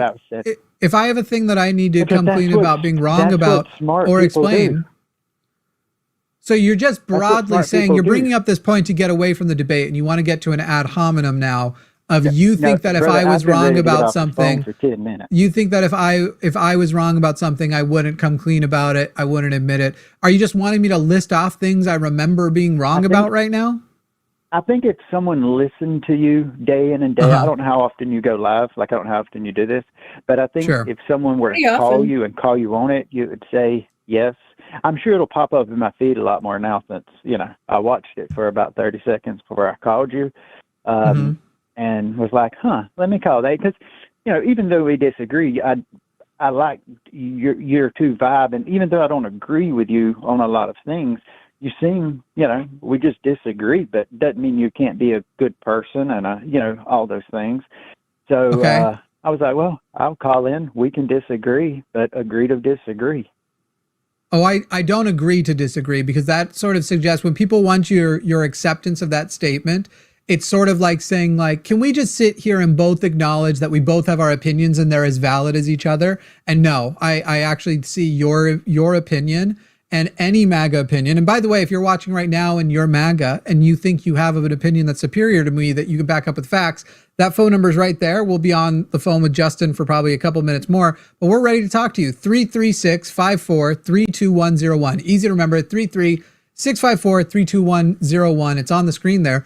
And you can call in and tell us we're wrong, but no. I don't just agree to disagree, because I think that's a tactic that's not worth. I think that's trying to pretend there's inequality between their opinions, and I think your opinion is monumentally inferior to mine. There are definitely political opinions that somebody could have that could make somebody a bad person. Jimmy, let's be honest, a great debater and someone who knows all this information isn't sitting online watching your show and going to call in. You know that. Why not? You know most people that's calling in are going to be people like me that just have an opinion, follow this and there, watch Joe Rogan. That's who's going to disagree with you, but they're not going to have all the facts. They're not going to have all this because they're doing their own shows, Jimmy. Everybody is it your position? Hang on. It's your position that anybody who would be browsing YouTube, whose algorithm I might get into, that anybody who doesn't have a YouTube show and isn't an active debater will not have adequate facts to back up their opinions? That's what you believe the MAGA specifically base looks like? I would think some people would be, but I would think they would be doing what you're doing. If you're a good debater, you're a good talker, right? So you've got a show, so you expose those to everyone else, and then you feel like you're smarter than them because you have this information. Oh, I don't need to. Say you need to. I've gotten so bored of feeling smarter than MAGA people that it does nothing for me. Not even a wiggle down there. I think you're trying to make an excuse for why you've done so poorly, and you're trying to make an excuse for why I think that you're trying to say it's not that MAGA is dumb. It's that the people who would be good enough to debate you both aren't calling, and they're not even, I have a big enough platform, they're not even emailing me, challenging me to formal debates, asking and wanting me to appear on their things. They're staying pretty far away, despite the fact that we get millions of views each month between all of our platforms. So I would actually go and say back to you, Jimmy, the reason why, or Jimmy, Justin, the reason why they're not calling in isn't that they're dumb, isn't that they're not good debaters, it's that they know that their dishonest debate tactics work to get people like you to follow them, but will get absolutely massively shut down if they come to me. However, there are plenty of intelligent people who do call in. Excuse me, Justin, there are plenty of intelligent people who call in and have much more honest conversations than you've just had. And for example, how you tried to make this completely about the quality of the debate. You started this by trying to make me a racist and a sexist off the jump, not knowing me. I think that your parents did that, not me. You started off as and you know nothing about my life. You do not know anything. But you started I think I asked questions. It's funny because you didn't know that until later I didn't explicitly say I suspect you're racist. All I did was ask you questions, and you were uncomfortable with what it exposed about yourself. No, I think internally you need to think, hey, you started leading. No, you started leading into that. That's how I knew where you were going. I don't feel uncomfortable with any of it. Justin, I think you actually need to sit down with yourself and go, okay, what do I really mean by unqualified? Does it really, should I vote for a person on the basis of their laugh, talk, and demeanor, as you say, or their actual qualifications? And if I draw a line down and I put Trump's qualifications and character versus hers and get rid of all the completely like non-issue things, like I'm fine with what a person laughs at as an issue, but not the way their laugh sounds. Right? No, I think you're going to sit there. I think if you have to look at yourself uncomfortably, like a hysterically crazy person. I think if you're going to look at yourself, I think it's funny that you think a black woman who laughs loudly sounds crazier than a person you've acknowledged never really laughs. Because that's the actual, that's an actual sign of psychopathy. Race has nothing to do with this. I think it does. To do with this. But don't worry, I think sex does too. But hey, you can have your feelings, and that's fine. That's why I do what I do, and I do very well at it, and you do what you do, and I hope you do very well at it. I think in 2020, a white male version of Kamala Harris ran, and at that point, you didn't feel like you had to vote against her because of the white penis. But then when the same person essentially ran, but in a different package with darker skin, no penis. No, I was hoping and threatened that your Biden would, masculinity. You voted against her. Okay. See, again, you're doing all these talking points, which are absurd.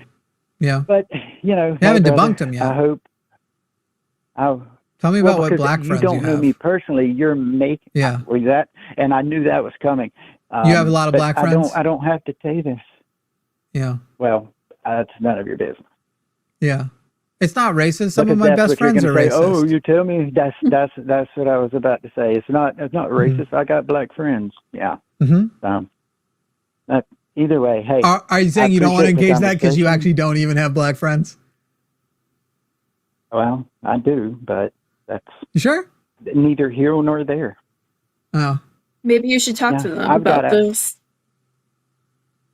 Got one I just got off the phone with 30 minutes ago. He lived with me in high school. We lived together after college. It's funny how you were just saying how I'm not going to make you fall into this trap, and now you're trying to tell me you're literally falling into the trap and doing it right after. Yeah. And now you're like, yes, I do. Here, I'm going to tell you about my black friends. Yeah. You said I should call him, so yes. Maybe he should call us. Appreciate the conversation, fellas. Oh, thanks, Adam. He is way more conservative than I am. I'll have and listen, if he's also a white supremacist as a black man, you can find it on this channel. I will have no problem telling him so. Hey, listen, I really have. I've been trying to get off the phone for 15 minutes. I've got to go. I've got to finish up some reports before I can start cooking dinner and stuff. So I appreciate y'all. Y'all have a blessed evening. Hopefully you'll pop up on my screen again, and we'll talk soon. I hope so. Next time, right, nobody's holding a gun to your head. We're not conservatives. Take my number down. If you need someone to holler at tomorrow, give me a call. That's never going to happen. Thanks, Justin. All right, bye-bye. You know it's going well when they have to not go talk about the quality of their evidence. They have to not talk about their evidence versus ours, but instead they want to spend half of the call on what they think is the quality of the debate show, what they think is the flaw of the debate show, what they think, having not watched much, is the quality of the interlocutor, and whether or not, when wrong about something, I'm willing to acknowledge it. If they don't like the show, they don't have to call in. I've been trying to get off for 15 minutes. Why didn't you go? I've been trying to get off ever since I hit puberty. But anyway, people, that phone number is there. We'd love to hear from a MAGA person who's actually ready to defend MAGA and thinks they have the facts on their side. We had a few call in during that call. Unfortunately, they dropped. So we're just waiting to see who the next ones are. Who's calling to debate and be ready. Let's do another poll and see with the current audience. Let's do a special poll. We'll do, and people here, let's do this to incentivize them. If y'all can start sending $5 super chats pretty routinely until somebody calls in, then the act of them not calling in is still financially supporting our leftist message. So while there's no call on, make sure that you're sending in those super chats and just be like, I'm going to keep giving them money unless you pay up. Let's see. Are you MAGA and Kirk enough to call and defend your point of view? Yes, MAGA. Yes, Kirk enough to be my man. Let's do yes, MAGA. No, I'm too scared. And then add option, not MAGA. There you go. Start the poll. Here we go, people. Here we go. After you do that, after you do that, my socials are here if you want, if you like me. Yeah, what are they on? Because they might be hard to see on their screen. Oh, they can find you on Instagram where? Yeah, so Instagram, Adalind Gray _official. If you don't know how to spell Adalind Gray, it's also right here. I do the same thing. I always get it wrong the first time. And then if you are thirsting for me, which you should be if you want to, my Twitter is Adalind Gray XO. Thank you for detonating Twitter. I think it's the right thing we should all do. It's Twitter, people. That one's I'm conflicted on though, because I'm like, you should find her on Twitter because there she can at least promote herself in ways she can't other places. Yeah. But also, you shouldn't have a Twitter. It's the worst. You have a Blue Sky for those 6 people on Blue Sky? I do, but it's just not. It's not the same. Like I want Blue Sky to take off more, but it's just not worth it for me right now. Hopefully, I would love for that to change. Are you Kirk enough to debate my ass? All right, we have another one. You ready? Yeah. Excellent. Tyler in Washington. Tyler, you are on the line with Adalind and Jimmy. How are you, Tyler? I'm doing pretty good. How you doing? I'm just fine. It says you are MAGA, right? Yes, that's correct. And you're up in Washington State. Are you in some of the more red areas, or do you live like in the Seattle area? I'm about an hour south of Seattle, so kind of like purple-ish. In the purple areas.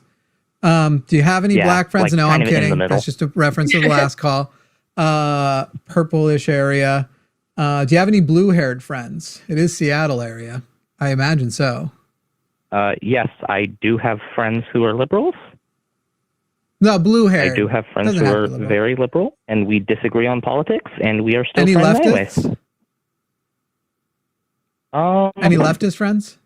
I don't know. Me and my friends really don't talk about politics that much.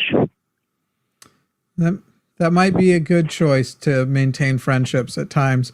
Let's see. I agree. You're Tyler, how old are you, if you don't mind? I am 21 years old. So this last election was your first presidential election you voted in? Yes, that's correct. And you voted for Trump over Kamala? Yes. Did you vote in any local elections before that one? I don't think before that election, but I have voted in other local elections during and after the presidential election.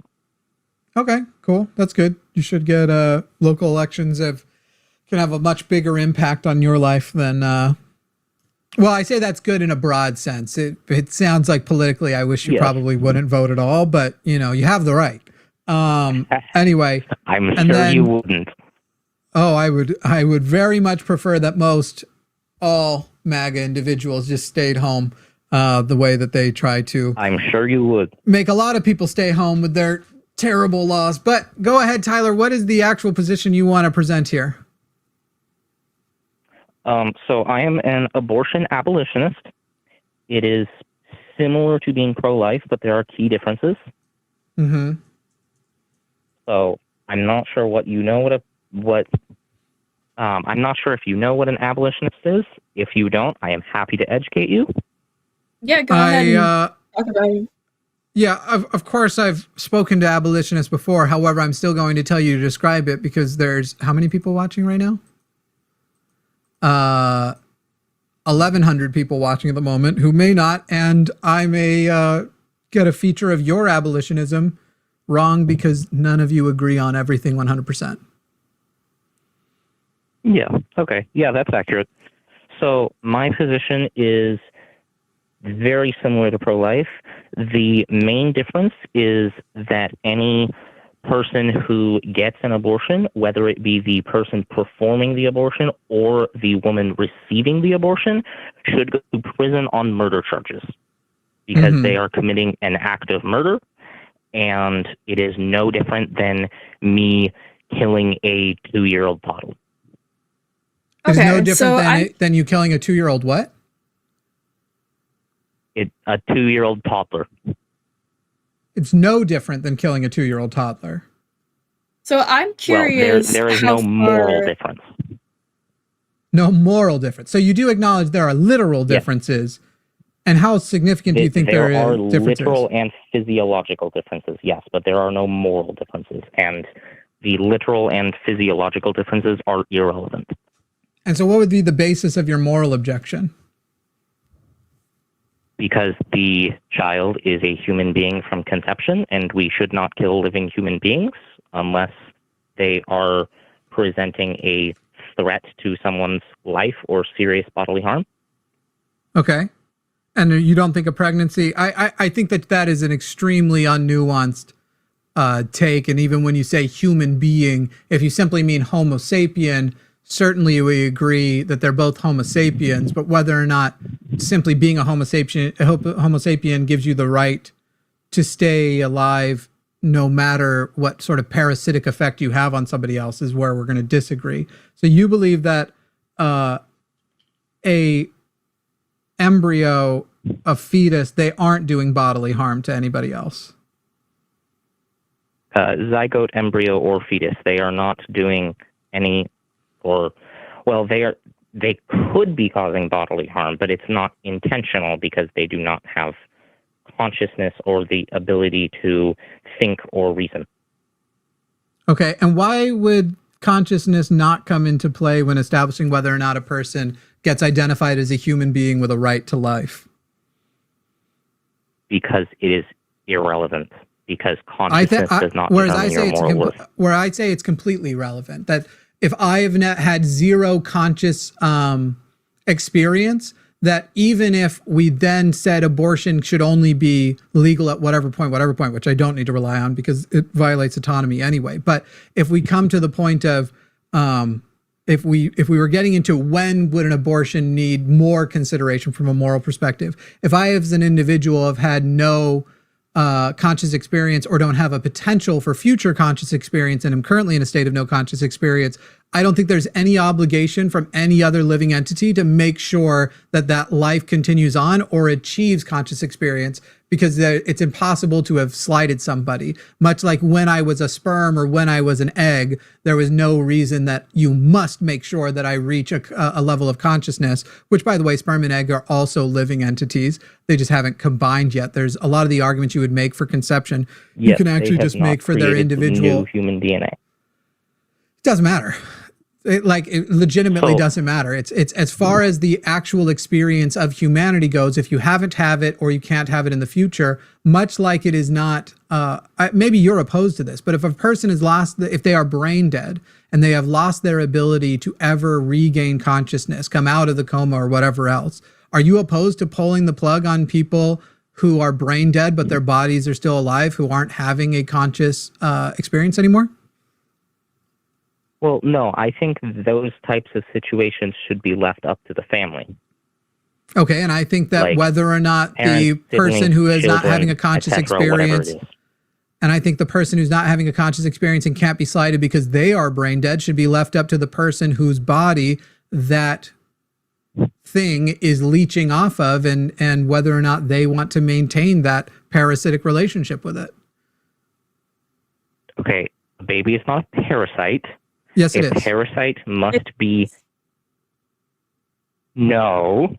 Yes. Scientifically, a parasite must be a different species than the host.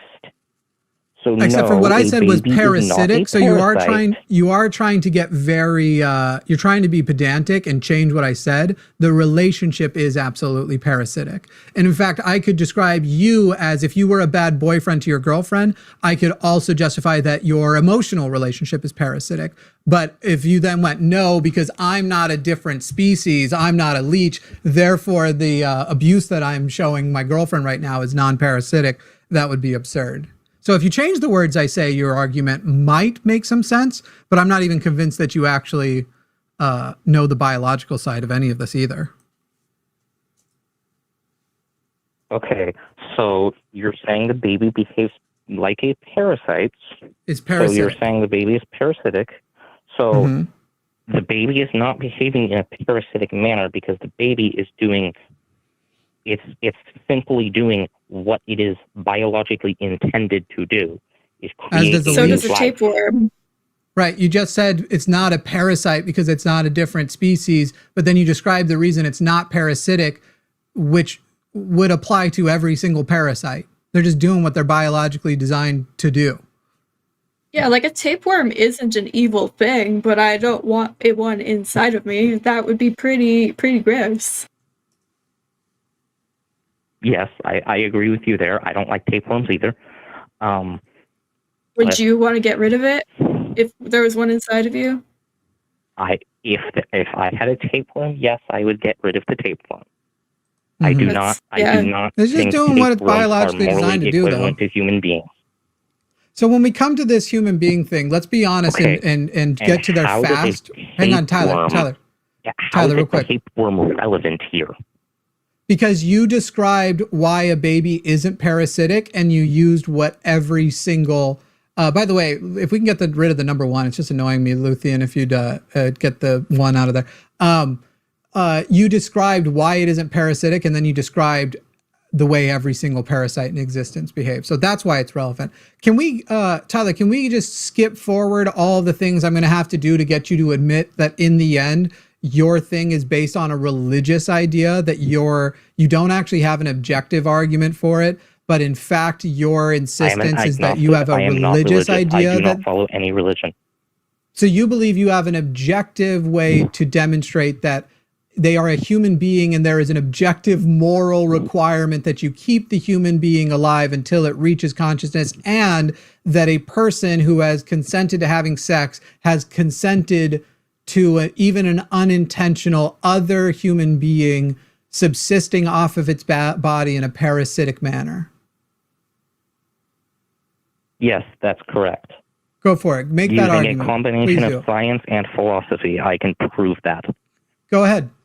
Well, science, philosophy, morals, ethics, logic, all of these. Where are you going to get morals, ethics, and logic if not from philosophy? I don't know why you need these extra terms.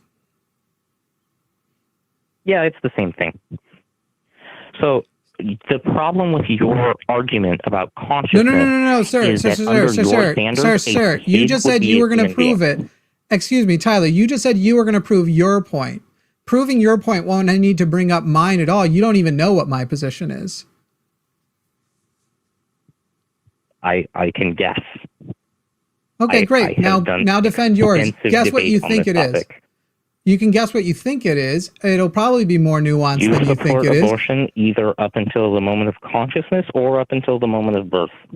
Moment of birth. Or possibly the ability to actually, by the way, you also support a lot of abortions up until the moment of birth. You just don't like it if the fetus dies too, because aborting a pregnancy late term most often is just via delivery. Abortion doesn't necessitate the death. Yes, but if you have to do something late term. But yes, not only am I pro late term abortion is some of the most important reasons that we make it not illegal, because the overwhelming, almost entirety of late-term abortions that occur, the overwhelming number of them. Save the.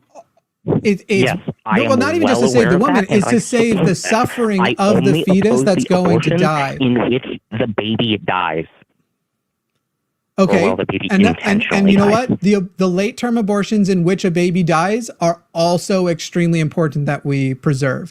Because what I was going to say is the overwhelming majority, before Tyler, you interrupted, are things like, hey, this baby is going to be born without kidneys, which means that the blood will have backed up into their lungs. There is nothing we can do to stop it. You will deliver this baby, and that baby, which you did want, and you've already begun to love and name, you are going to watch it drown and die on the table in front of you, or we can put a sheet. We don't have to make you watch, but that's what's going to happen. Alternatively, we can terminate your pregnancy now. They can go to sleep and never wake up, and we can stop them from suffering. That's what a late-term abortion looks like, and why we cannot make them illegal, because adding a level of bureaucracy to whether some Bible-thumping nonsense person thinks that they should go ahead and do that, not on the basis of the actual scientific claims, not on the basis on the actual medical claims, but on whether or not Bob feels like that abortion is justified, would add a level of bureaucracy and take away a level of freedom from Americans that not only is not worth it because it's unjustified, but because it's actually cruel to the babies actually getting late-term abortions. Late-term abortions are arguably even more important to not letting the government get in the way of. I'm also curious. So I'm not sure. I just have to make one correction there. I just have to make a correction there. Your description of how a late-term abortion happens is not correct. And yet it is wildly incorrect. Great, prove it. Because mine is actually coming from having collaborated directly with doctors who perform abortions and data. What was that? Mine actually comes from actually working with and collaborating with actual doctors who perform abortions and data. So go ahead and give me the correction, and then hopefully, have you seen videos of it? You will prove the thing that you've said you will prove. Have you watched an abortion happen?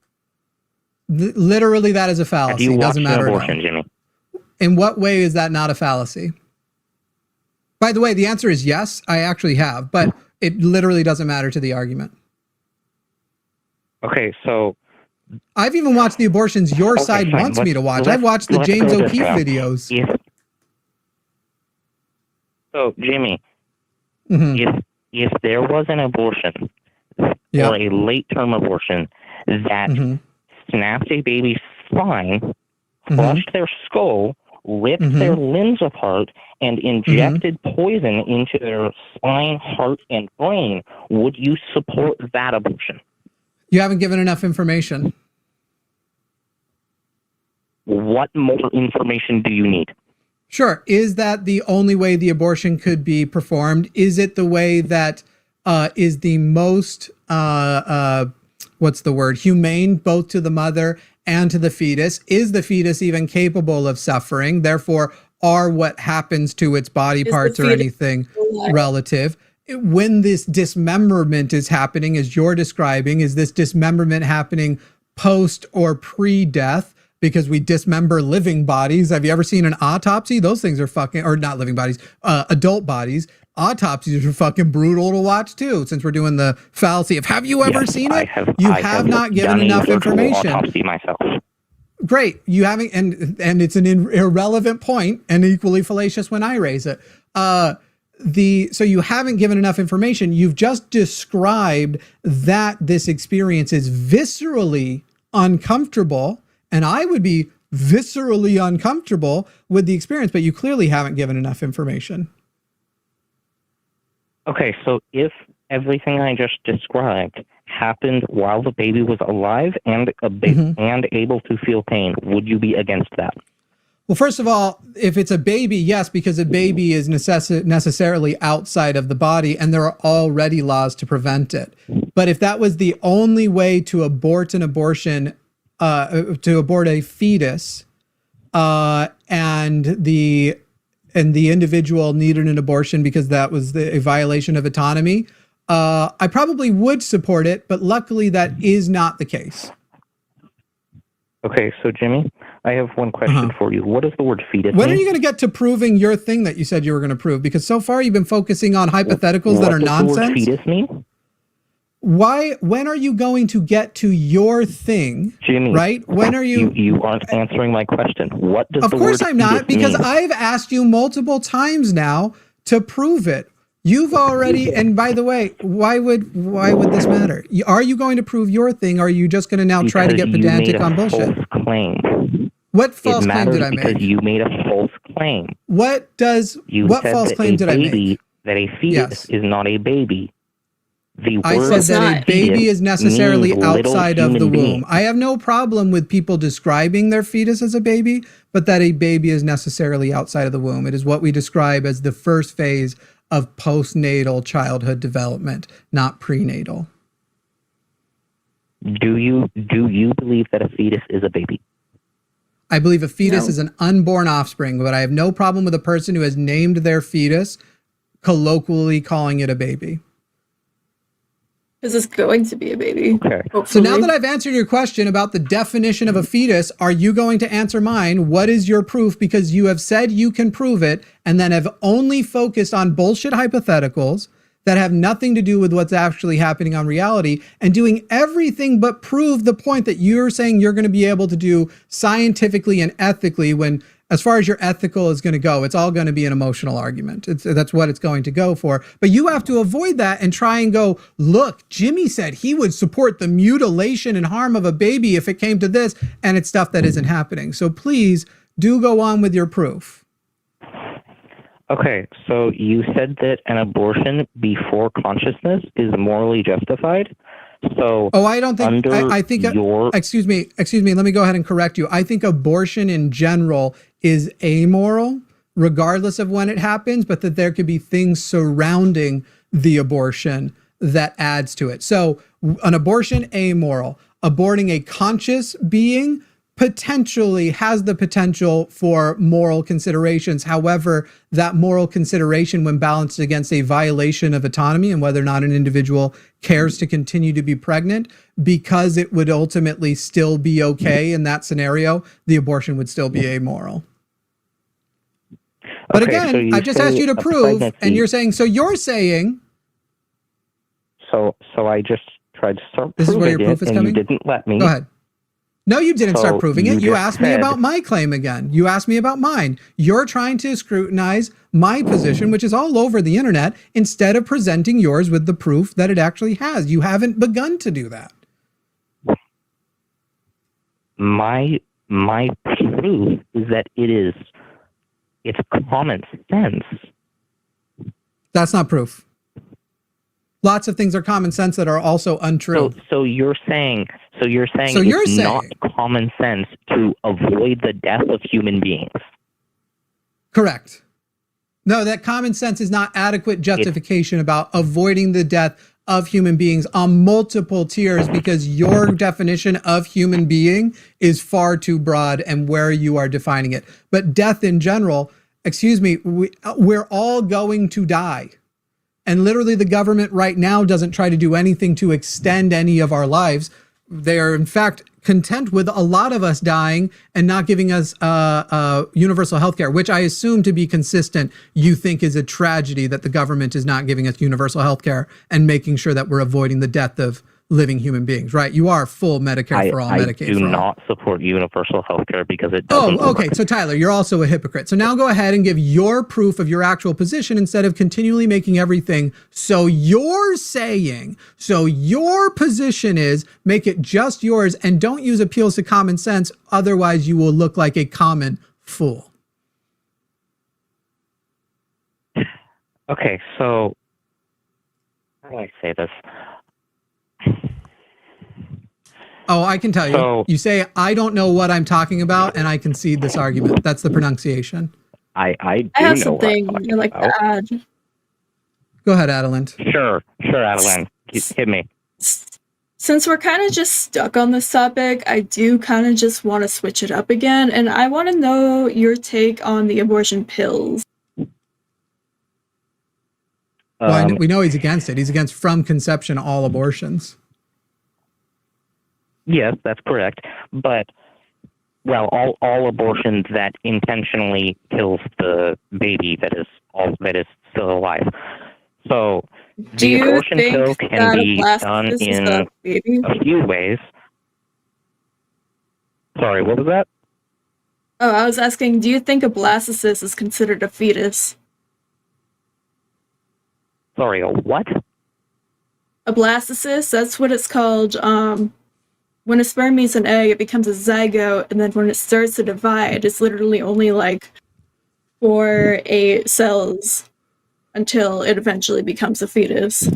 You're being unfair to Tyler. You're using terms outside of common sense, and he's already said his arguments only work in common sense.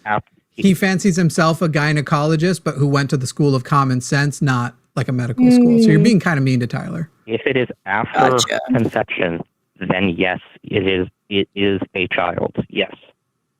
So like a clump of literally 8, 16, 32 cells has as much, if not more rights than me. Do you? If it is human cells that have been conceived, then yes, it is a child. And he's still not going to prove that, by the way. Yeah. This is the whole point. Prove that. Prove that they deserve the same number of rights and the right to subsist off of somebody else's body. Science. Do it. Look up a biology textbook. Any biology textbook will tell you that life begins with conception. I was just starting to talk about biology. Yeah, it's literally 32 cells deserve the exact same amount of consideration and in fact can override the consideration of the life of somebody else with no consideration for consciousness when we are describing things that are in a scope of morality and whether or not. As far as if you want to go to a completely full nihilistic science only thing, then killing nothing is bad because the universe doesn't give a shit. Life and death are barely different states on a universal scale. The closer you get to just science, the less this will support you. You clearly have to come in with arguments of morality. And right now, when we extend rights to people, clearly throughout history, we have been achieving better human rights, achievements of human rights as we have gone toward the autonomy of an individual and not as we take it away. And you're sitting here saying like science supports that you must. Here is my ought and where I lay the claim. And yet this isn't where science has laid any kind of claim. You're just saying like these cells have, hey, Tyler, how important is it that we put the placenta on life support once the placenta has been delivered? The placenta is not the human baby. The placenta yes, it is. It is a genetic twin. It is a genetic twin to the fetus. It is a genetic twin, and it is alive. It has the exact same DNA. So, how important is it that we keep it alive? Does it have the capacity for consciousness after birth? Doesn't matter. You just said 8 cells doesn't have the capacity for consciousness. 32 cells doesn't. The capacity for consciousness doesn't develop later. And in fact, because of genetic defects, those 32 cells potentially will one day never achieve that. And some of those cells will become the placenta. placenta is not the baby. It is a genetic The placenta twin of is the a baby, genetic yes, twin. It is the a baby. living creature with human DNA, new DNA of combined sperm and egg. So how important is it that we put it in?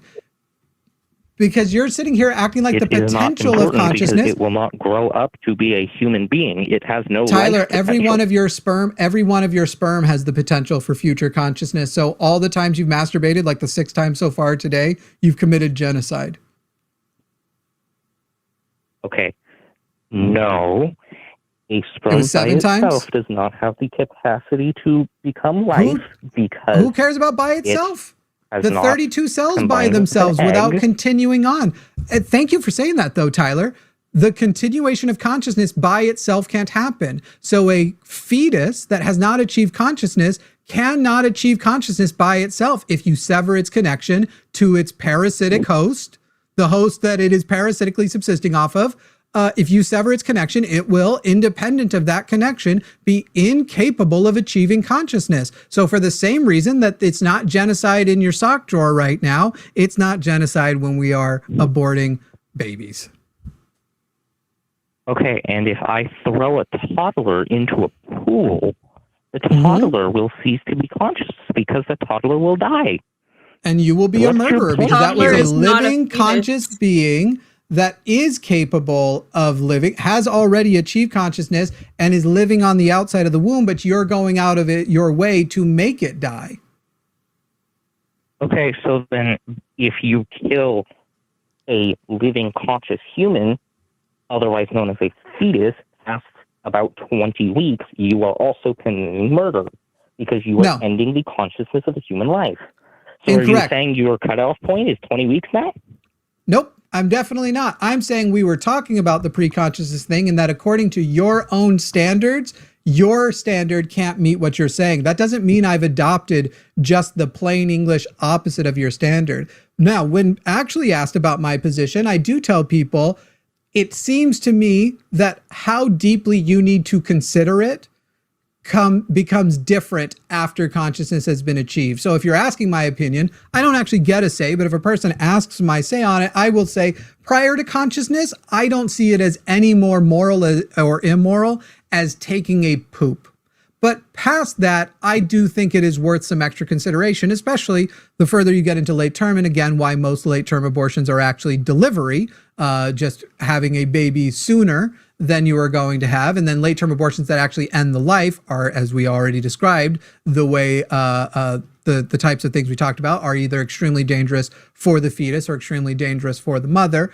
Those kinds of things. But no, the opposite of the position that you've presented in an unnuanced way does not mean that I have to have an equally unnuanced position opposite of yours, because at the end of the day, it still is about autonomy, and no individual, no matter how conscious or vulnerable they are, has the right to another person's body to run their organs. We don't even do that as far as you can give a child up to for adoption. You can't kill any human fetus past conception because that fetus also has bodily autonomy. Incorrect. That's fair. And after that point, if you don't... You just said that any human being cannot have their bodily autonomy violated. I said you do not have the right to violate a human's body by subsisting off of them. Of bodily autonomy.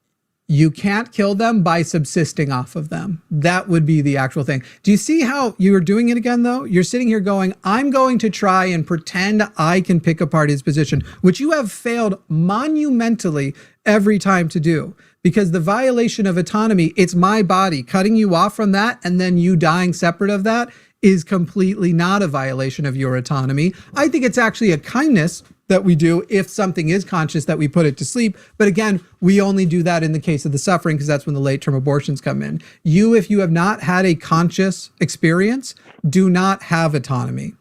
Even if we wanted to start talking about, do we start thinking about the autonomy of something in utero?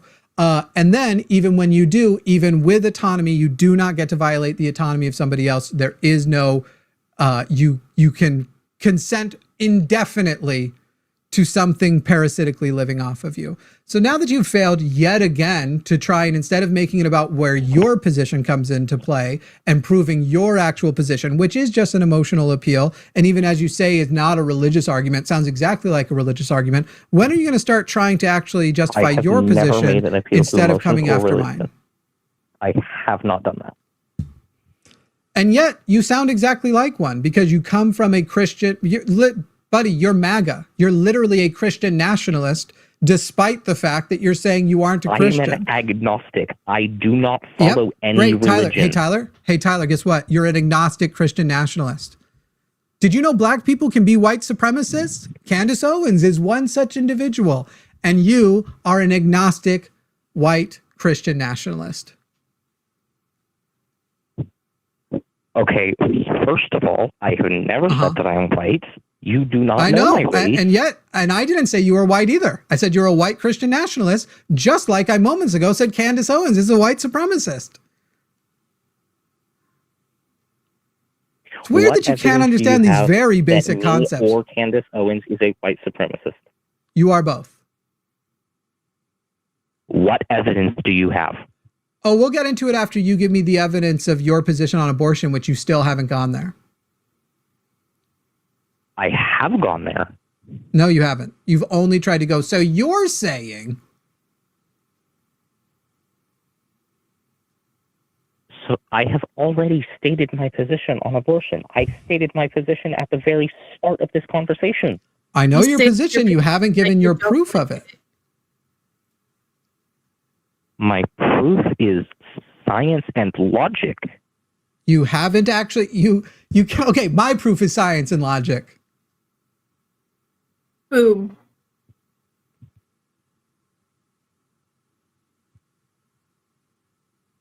There you go, Tyler. Oh. I just gave you the science and I just gave you the proof. I said it's science and logic. I'm doing what you're saying back.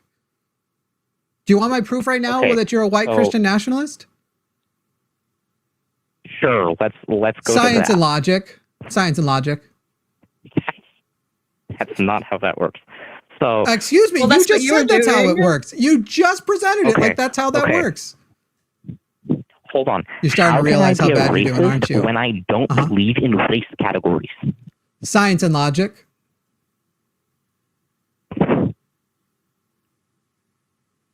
Oh, you hate it when it's brought back to you. Go ahead, ask me another one. Scientific. Race is a social category that has been made up by man. Mm-hmm. Yeah. And it is irrelevant. It should not have any place in society. Yep, and you're racist, though.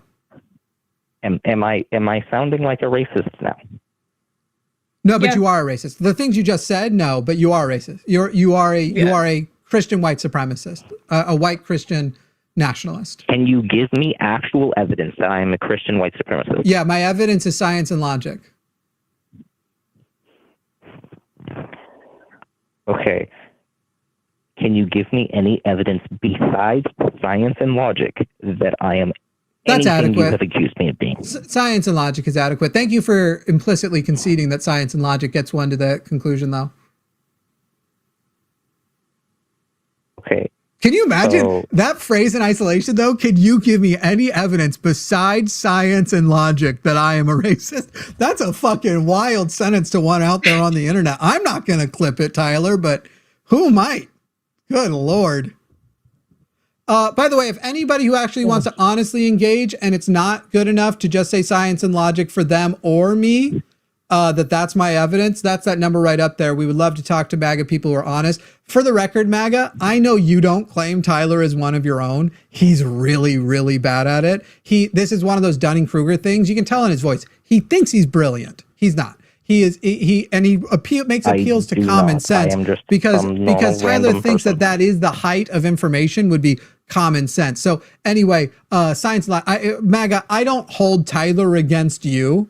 And if you want to call in and be the MAGA person who actually speaks a little more honestly, more directly, and when said is I can offer the proof, actually offers the proof. There's that phone number up there, 33654-32101. Yes, I can. Name it. Go. The science and logic. I have not lied about any science or logic. Yeah. Oh, you did. You did. When? When you said science and logic. That's not... Okay, so now you're answering the question with the question. That's a logical fallacy. What I'm actually answering it with is science and logic. Oh, wait, I can prove it's not a fallacy, Tyler. You want me to prove it's not a fallacy? You're going to say science and logic again? It's because of science and logic. Do you see how annoying it is, Tyler? By the way, if you ever want to get this back on track, all you have to do is start presenting the actual proof and we'll get out of this category. But why should I sit here and continue to present actual facts, continue to actually be honest as an interlocutor when you now, after how many minutes, have yet to begin? We're at 21 minutes and you have yet to be an honest interlocutor. And when you just want to say the evidence is science and logic, but not present the evidence, or then on the rare occasion you present something that you think is scientific and it's pointed out that that's bullshit and you go, but it's common sense, which would mean it isn't science. We don't send doctors, even abortion doctors, to common sense schools. And you want to commit fallacy after fallacy and then go, where's your proof? I gave you the proof. I told you my position at the beginning of the call, which a position is not proof. Tyler, I don't know. The only honest thing about you is that I honestly think you don't know how bad you're doing. Okay. So science and logic. Okay, so if you want actual evidence, yeah, let's find some evidence. Great. So in the state of Wisconsin, if I remember the numbers correctly, it is 90% of women do not receive an ultrasound before their abortion. Okay. Is that a bad thing? And what is that evidence of? That is evidence that they do not know what they're doing. Do not know what they're doing. Why? At least the majority of the time. Because why? The abortionist doctors do not want them to know for what they are doing. They do not want them to know that they are murdering a human being. And they... Okay, so what if I say, because this isn't scientific evidence, this is you getting emotional again. So what if I say... A pregnant woman is emotional? Very aware.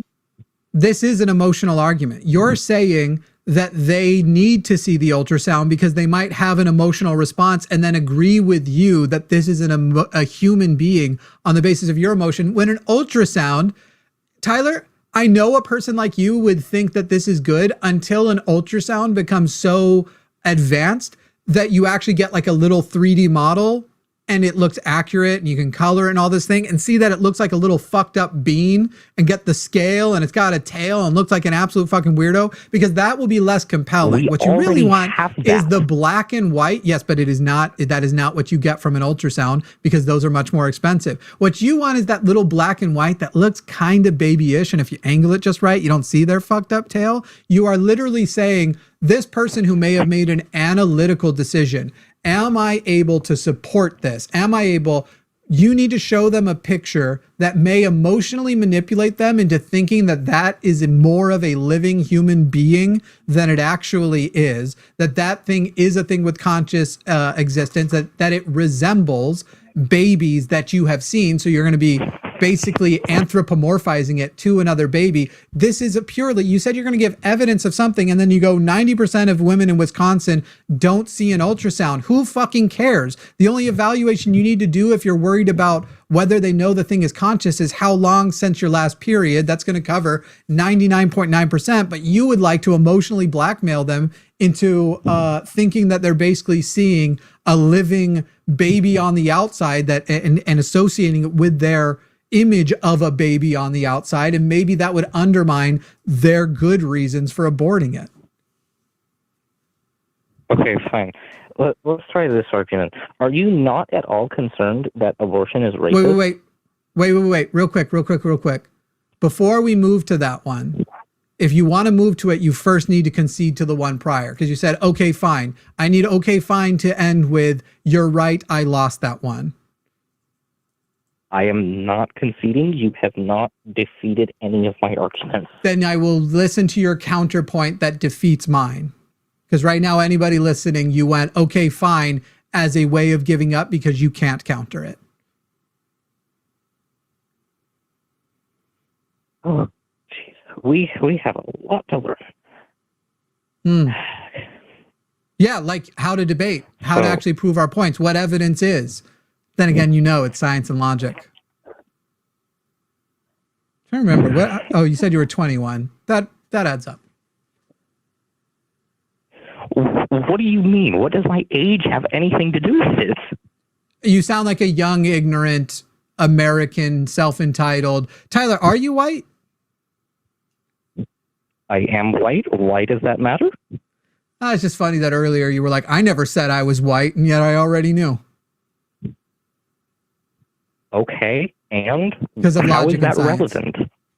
Oh, it's relevant to the rest of this whole thing. Okay. The amount of utter privilege, because like next you want to go toward a socioeconomic issue of where you're going to say it's racist because black people utilize abortion more often than white people, but you're not going to at all support the policies, because as you said with MAGA, you are against universal health care, which basically means you are against the policies of economically supporting all people, no matter what class they were born into, and making sure that their basic needs are met, therefore equalizing whether or not people have the opportunities and financial convenience to actually have a baby. But you are going to lament that black people who are disproportionately put into poverty by our system and the system that we absolutely put them into, that they may be more willing to utilize a service because they are not financially prepared for it. That's the thing that you're about to complain about and then call it racist instead of getting rid of all of the racist issues that lead to there. And then you would actually see an equalizing of whether or not white versus black people and other races utilize it similar. If you give everybody access to the same amount of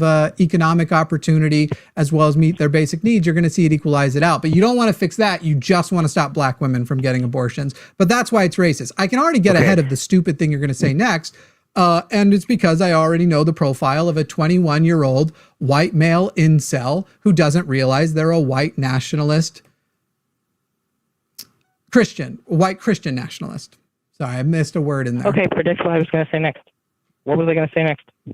I didn't say I can predict like a psychic. I'm not a monkey that can dance for you. But actually, you know what, Tyler? I got it. You were going to say science and logic. No, I was going to tell you the history of Margaret Sanger and how she was a raging racist and white supremacist. You're going to say science and logic. No, I was not. I wouldn't care whether or not Margaret Sanger was a racist. If Margaret, yes, I know who the founder of Planned Parenthood was, and even if you could prove that she was in fact herself a racist, it would not then to me go, all right, let's stop letting black people have abortions because a racist was cool with it. She was a racist and eugenicist. She wrote in her book that, quote, we cannot let the Negroes know that we are trying to exterminate them. Hey, Tyler. Do you remember that part where I said it won't change anything even if we agree she was racist? So you do agree she was racist? My position on her will not matter, and I'm not going to let you continue to try and derail from it. It won't matter. Okay, racist or not, I can either give you the point or not. It won't matter. I'm not going to take abortion rights away from black people because there was a white person who thought it was important that they have the rights for racist reasons. Just like I'm not going to stop supporting the ceasefire in Gaza just because an anti-Semite like Marjorie Taylor Greene right now supports it as well, but for anti-Semitic reasons. Her reasons, being anti-Israel and anti-Jewish, are different than my reasons. I am anti-Israel, but I'm definitely not anti-Jewish. Therefore, the conclusion, I'm not going to stop because she has bad reasons for it. Again, you don't know the fallacies, even as I think you tried to call a fallacy. That is not my point. My point is that we have agreed on something, and therefore we have made some amount of progress.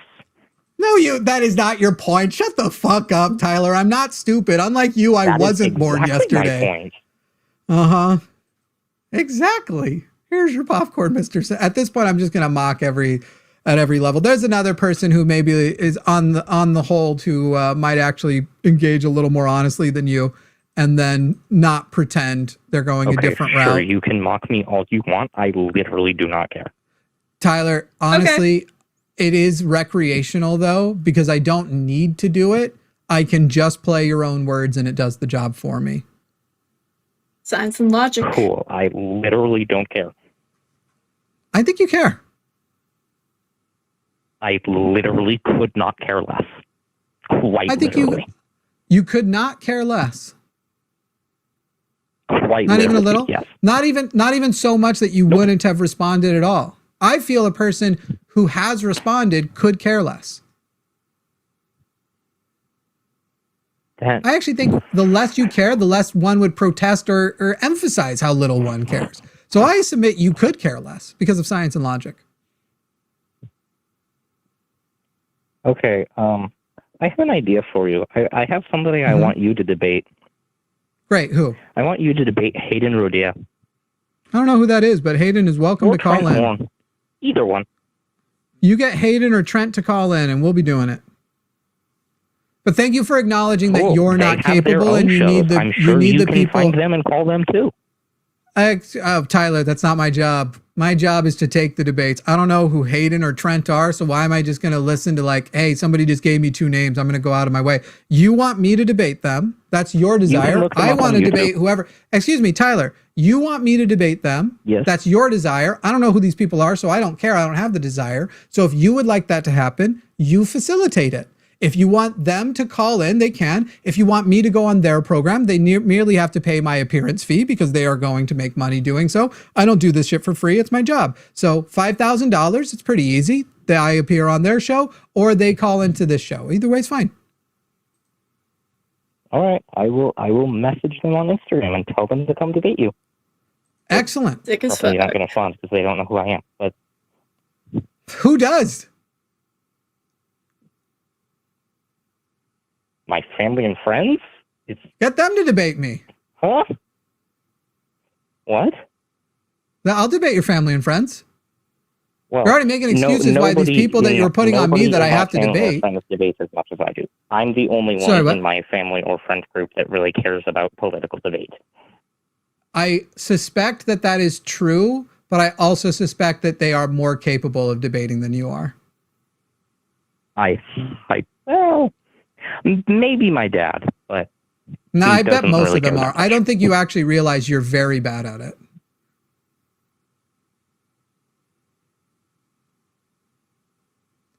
At this point, it's like playing with my food. Then sure. I think I do believe that. And I feel that most people, even on your own side, would watch this video and go, I believe that too. I think Tyler's not that good. I'm not saying they're going to say they love me, but I think they'll agree you're no good. That's fine. Anyway, I don't care. Thanks, Tyler, who doesn't care so much. He's still on, even as I fuck with him. But he doesn't care. He doesn't care about the things we say about him. He doesn't want to. He just can't leave, and he definitely can't let us have a last word, but he doesn't care. He didn't care. Science and logic. Okay. Can you give me any evidence for your position being supported? Science and logic. The funny thing is it's funny that you actually have to, it is very funny that you have to say that, because I have on multiple occasions presented evidence despite the fact that you said you would. I actually did present evidence multiple times during this call, and it doesn't surprise me that you can't recognize evidence. I don't think you'd recognize evidence if you bitch you on the ass. When I tried to get into science, you didn't even know what I was talking about. Would you give me statistics? What's funny is I actually have given you statistics on this call as well. Summaries, but statistics nonetheless. What statistics? Statistics. The science and the logic. The science and the logic. Okay, we're not. You're so good at this, Tyler. Tyler, why are you still here? Also, by the way, MAGA people who are considering calling, being more honest, we have another call we're going to get to here in just a moment. But 33654-32101, you have with you here. Y'all are pro Project 2025. Y'all doing your thing. Come and support that you are against sex work, OnlyFans, prostitution, anything. You literally have an expert on the matter here, and we're wasting time talking to Tyler about his terrible reasons about abortion, all of his oughts. You're against, we could get somewhere. Wait, you're against sex work, you said, Tyler? I am against for science and logic. Sex work. Yes, I am against sex work. Why? Why? Because it is degeneracy and bad for society. Why? Because it causes higher rates of homelessness, higher rates of fatherlessness, which fatherlessness is I don't know. Really bad. I pay for my apartment. What was the second one? Higher rates of homelessness and higher rate of what? Fatherlessness. Fatherlessness. Okay. I Children think you without seem a father, to be. yes, which is possibly the worst thing that our country is facing right now. Oh, interesting. That's the worst thing that we're facing right now. That's crazy. Just to be clear, I pay Adalind. for I pay my entire rent with my OnlyFans funds and pretty much everything I own, and I love my father very much. So I don't know. I don't think. I mean, I know I'm only one person. Do you have a good relationship with your father? I do. I love him very much. I'm surprised. Oof, Tyler. Does he support what you do? Your emotional appeal is not working here because you actually have a person that breaks the mold. And by the way, you don't even recognize that the thing that you actually mean to say is illegal sex work leads to homelessness. Illegal sex work. And by the way, not having access to comprehensive healthcare for everyone, as well as good economic positions, leads to fatherlessness. But we are getting closer to where you're like, I'm not racist. And yet I know your fatherlessness thing is going to end in racist claims as well. But anyway, Tyler, so you just asked her if she has a good relationship with her father. She just told you yes. What say you, Tyler? Does your father support what you were doing? Hold on. We asked you a question here. You asked what I say. It is already broken your model that of homelessness. She has a home. She pays for it with her OnlyFans thing. Not only that, buddy, I've got an OnlyFans model of a best friend who uses her OnlyFans proceeds to run her literal dog shelter. So it's an interesting thought here. How does sex work lead to homelessness? Precisely. Break it down, Tyler. Because it leads to, really it stems from fatherlessness, but because it creates more fatherlessness, how does it create more fatherlessness? More homelessness, more poverty, higher rates of high school Excuse me. Fine. Drug use, okay. Higher rates of incarceration. Stop, Tyler. You are okay, I'm going to mute you because you can't help yourself. I know why you're now trying to talk over me, because you know I'm going to back you up and go, how does it create more fatherlessness, which you're not prepared to actually answer or provide any evidence for. So we're going to try this again, and we're going to unmute you. The most insufferable call I think we've had since starting calling it now. How does sex work lead to more fatherlessness? Because sex work has people having sex. Sex creates babies. Do I really need to explain this to you? You do. And how does creating... Thing. I was just going to say... I just want to add to that. Go ahead. Okay, I was just going to say it creates more babies doing sex work. I just want to add that I'm actually surgically sterilized, so no babies are coming out of me. So Tyler, you would support sex work if the sex workers are surgically sterilized, right? Since there would be no risk of fatherlessness? No, okay, so fatherlessness. Okay, wait, Tyler. So now, because you need to be schooled on debate, we've just proven that fatherlessness is not actually the basis upon which you oppose sex work. Because if you take the possibility of fatherlessness,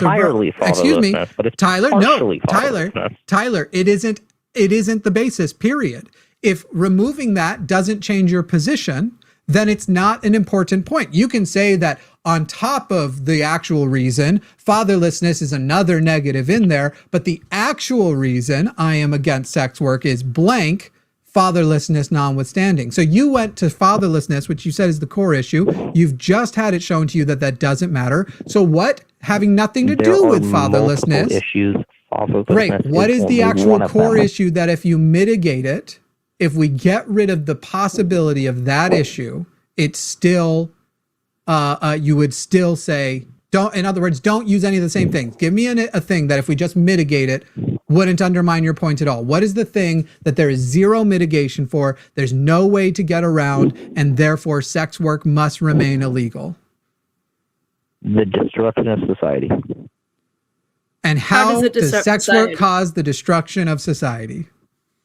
God, he's so bad at this. Because it creates weak men. How does it create weak men? Will destroy the society from the inside. How does it destroy weak men?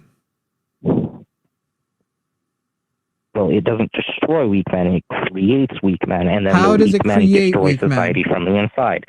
So how does it create weak men? Because it...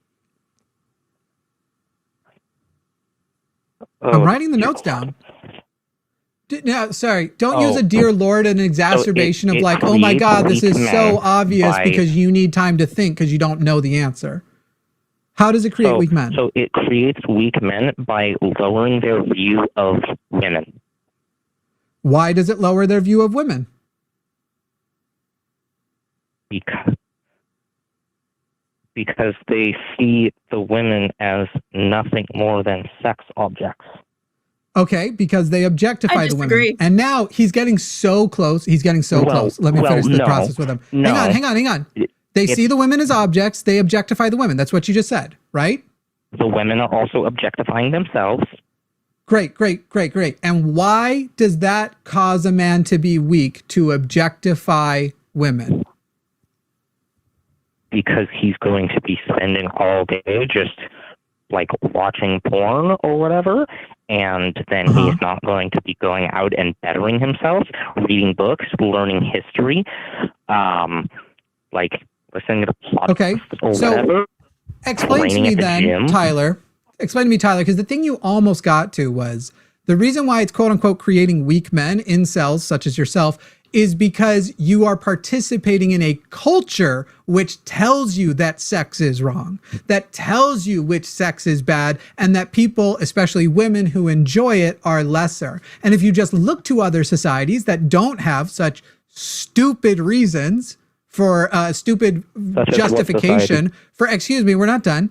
For stupid justifications who actually do allow sex work, who do allow prostitution, you don't find that their economies all shut down because all of the men are just inside. In fact, you said we're no longer going to have, the men aren't going to be going out learning history. They're not going to be learning. And yet the people who you, I suspect, think are the strong men, the MAGA men, let's go look at the statistics that you like to look at on porn use in their states. But then let's also go look at the fact that many very professional people are sex positive. So once again, we're on a thing of, if you mitigate that by fixing culture and teaching people that a person is not worth less if they engage their sexuality, would you still be against it?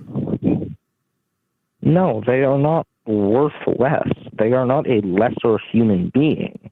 And yet that is what you are complaining makes weak men, is that that's how men will perceive them because culture teaches them that. That is your problem, that they are objectifying them. They aren't literally objects. To prevent the culture from teaching them that. Right, teaching the men that who are doing that way, not telling the people that they can't do sex work. You correct the cultural inaccuracy about prostitutes the same way we're trying to correct the cultural inaccuracies about how people feel about queer people, black people, all the people that your people have hated for the last century, several centuries, all of human history, really. If I'm talking about your people, your conservative people. So you correct the culture, you don't prohibit the people who aren't doing anything wrong. Which party abolished slavery? The liberals. Wrong. It was the Republican Party. The Republican Party. The liberal Republic. Excuse me. The liberal Republicans. Abraham Lincoln was not a conservative. It's beautiful that you think, once again, you have a gotcha because you're going to ignore the party swap. Liberalism and conservatism are separate from Republican and Democrat. The conservatives were the South. That is why their ancestors right now are the ones who revere them in the South. My great-great-grandfather was the Confederate and he was the best man who ever lived. And they're now Republicans, even though their great-great-grandfather was a Democrat, because they have the same values because they're both conservative. Learn about the party swap, my friend. Party swap was a myth. And yet it isn't. And I've just explained to you one of the ways it isn't. It absolutely is not a myth because you can demonstrate that Lincoln was a liberal Republican, and that his opposition was during the Civil War, who wanted to maintain the old way of things and have maximum states' rights, Republicans or Democrats? Well, by the old way of things, you would mean slavery, which was the Democrats. Who wanted? I like how you're changing it. On the basis of what? The Democrats wanted slavery to be honored because they revered what? What? It rhymes with Bates bites. Bates bites. Because they revere racism? States' rights. Now, who is the party of states' rights now? Go ahead. Even on the level of actual civil rights, which party is it? Of Republicans. Oh, interesting. So the states' rights people, the party of states' rights back then were Democrats, and the party of states' rights now are Republicans, but the parties haven't swapped. Weird acknowledgement there, Tyler. You just said the opposite of what you said the moment prior. Okay, so how are states' rights bad? And also I never said states' rights were bad. But actually, states' rights, going to states' rights for actual human rights and civil rights, that's horrible. The idea of if you have a unified government at a federal level, that you would say whether a black person is worthy of ownership should be different based in Tennessee versus California. Are you fucking insane? Why are states' rights wrong when it comes to those matters? Are you crazy? No, I have never said that. And if that was happening, I would wholeheartedly oppose it. I would fight and against yet, it. that was your opposition to my argument, which was the Republicans were the states' rights people back then when it came to slavery, civil rights. That was what they ran on, rather Democrats. And now they are the Republicans, and their ancestors they have not changed their views from their ancestors and still revere. They just ignore that their ancestors are Democrats. They're still saying, those are my values. I have those Christian, nationalist, states' rights values. I guess we do have another call potentially. People who are super chatting. People who are super chatting or in the chat right now, I'll let you decide if we should continue with Tyler. If we hit as soon as we get, we'll just say $100 worth of super chats, we'll drop this guy. So $100 total of super chats if you want to skip rid of Tyler. Is America more racist now than it was in 1860? Of course not. So then why are you claiming that I am the same racist as my ancestors? Oh, no. You're just as racist as 1860. Excuse me. Tyler, you asked if the country was. You didn't ask if you were just as racist. I suspect so. So then, I suspect that if we were to transplant you with, I think if we transplanted you, it was in the 1960s. Why are you claiming? You said 1860s. That everyone is still the same racists? Excuse me. You said 1860s first. Now you've just switched to 1960s. Yes. And we're talking about whether the party swap. Tyler, we're talking about whether the party swap happened, which you're desperately trying to get away from because you've already admitted it happened after saying it didn't. Do you have trouble keeping track, Tyler? No, I do not. It seems like you're having trouble keeping track. We're 15% of the way there. We're keeping Tyler until we hit it. We got bills to pay over here, people. Get them super chats in. Hey, I got bills to pay too. I paid my car insurance yesterday. Well, Tyler, if you actually became a good debater, become a good debater with actually good, consistent morals, maybe one day I'll end up paying you. Right now, you are far from it. I'm planning on it. I'm planning on getting better at debating. It's a skill I want to develop. You're going the wrong direction. I don't think so. And also, how am I going the wrong direction when I'm currently debating you and gaining debate experience? Because you are under the delusion that you are doing well and winning, and you're actually doing terribly on totally taking the topic out, just the objective means of what is effective ways to debate. What's that? The real delusion is you believing that America is racist today. Oh, is it? Is that the delusion? That's the delusion? Yes, that is a delusion. Wow. How many topics are we going to get to before you can actually show me the science and logic to abortion? The way you absolutely flop around, and there's no topic you've been able to bring up that I haven't been able to show you're ignorant as fuck on. I'm mostly just worried we get started and then we're only at 25% of the way there. Mm-hmm. Sorry, what? Fine, let's try this one. Let's try this one. Can you name me one thing that a white person in America can do today that a black person cannot do? It's very funny that you're once again going with a fallacy.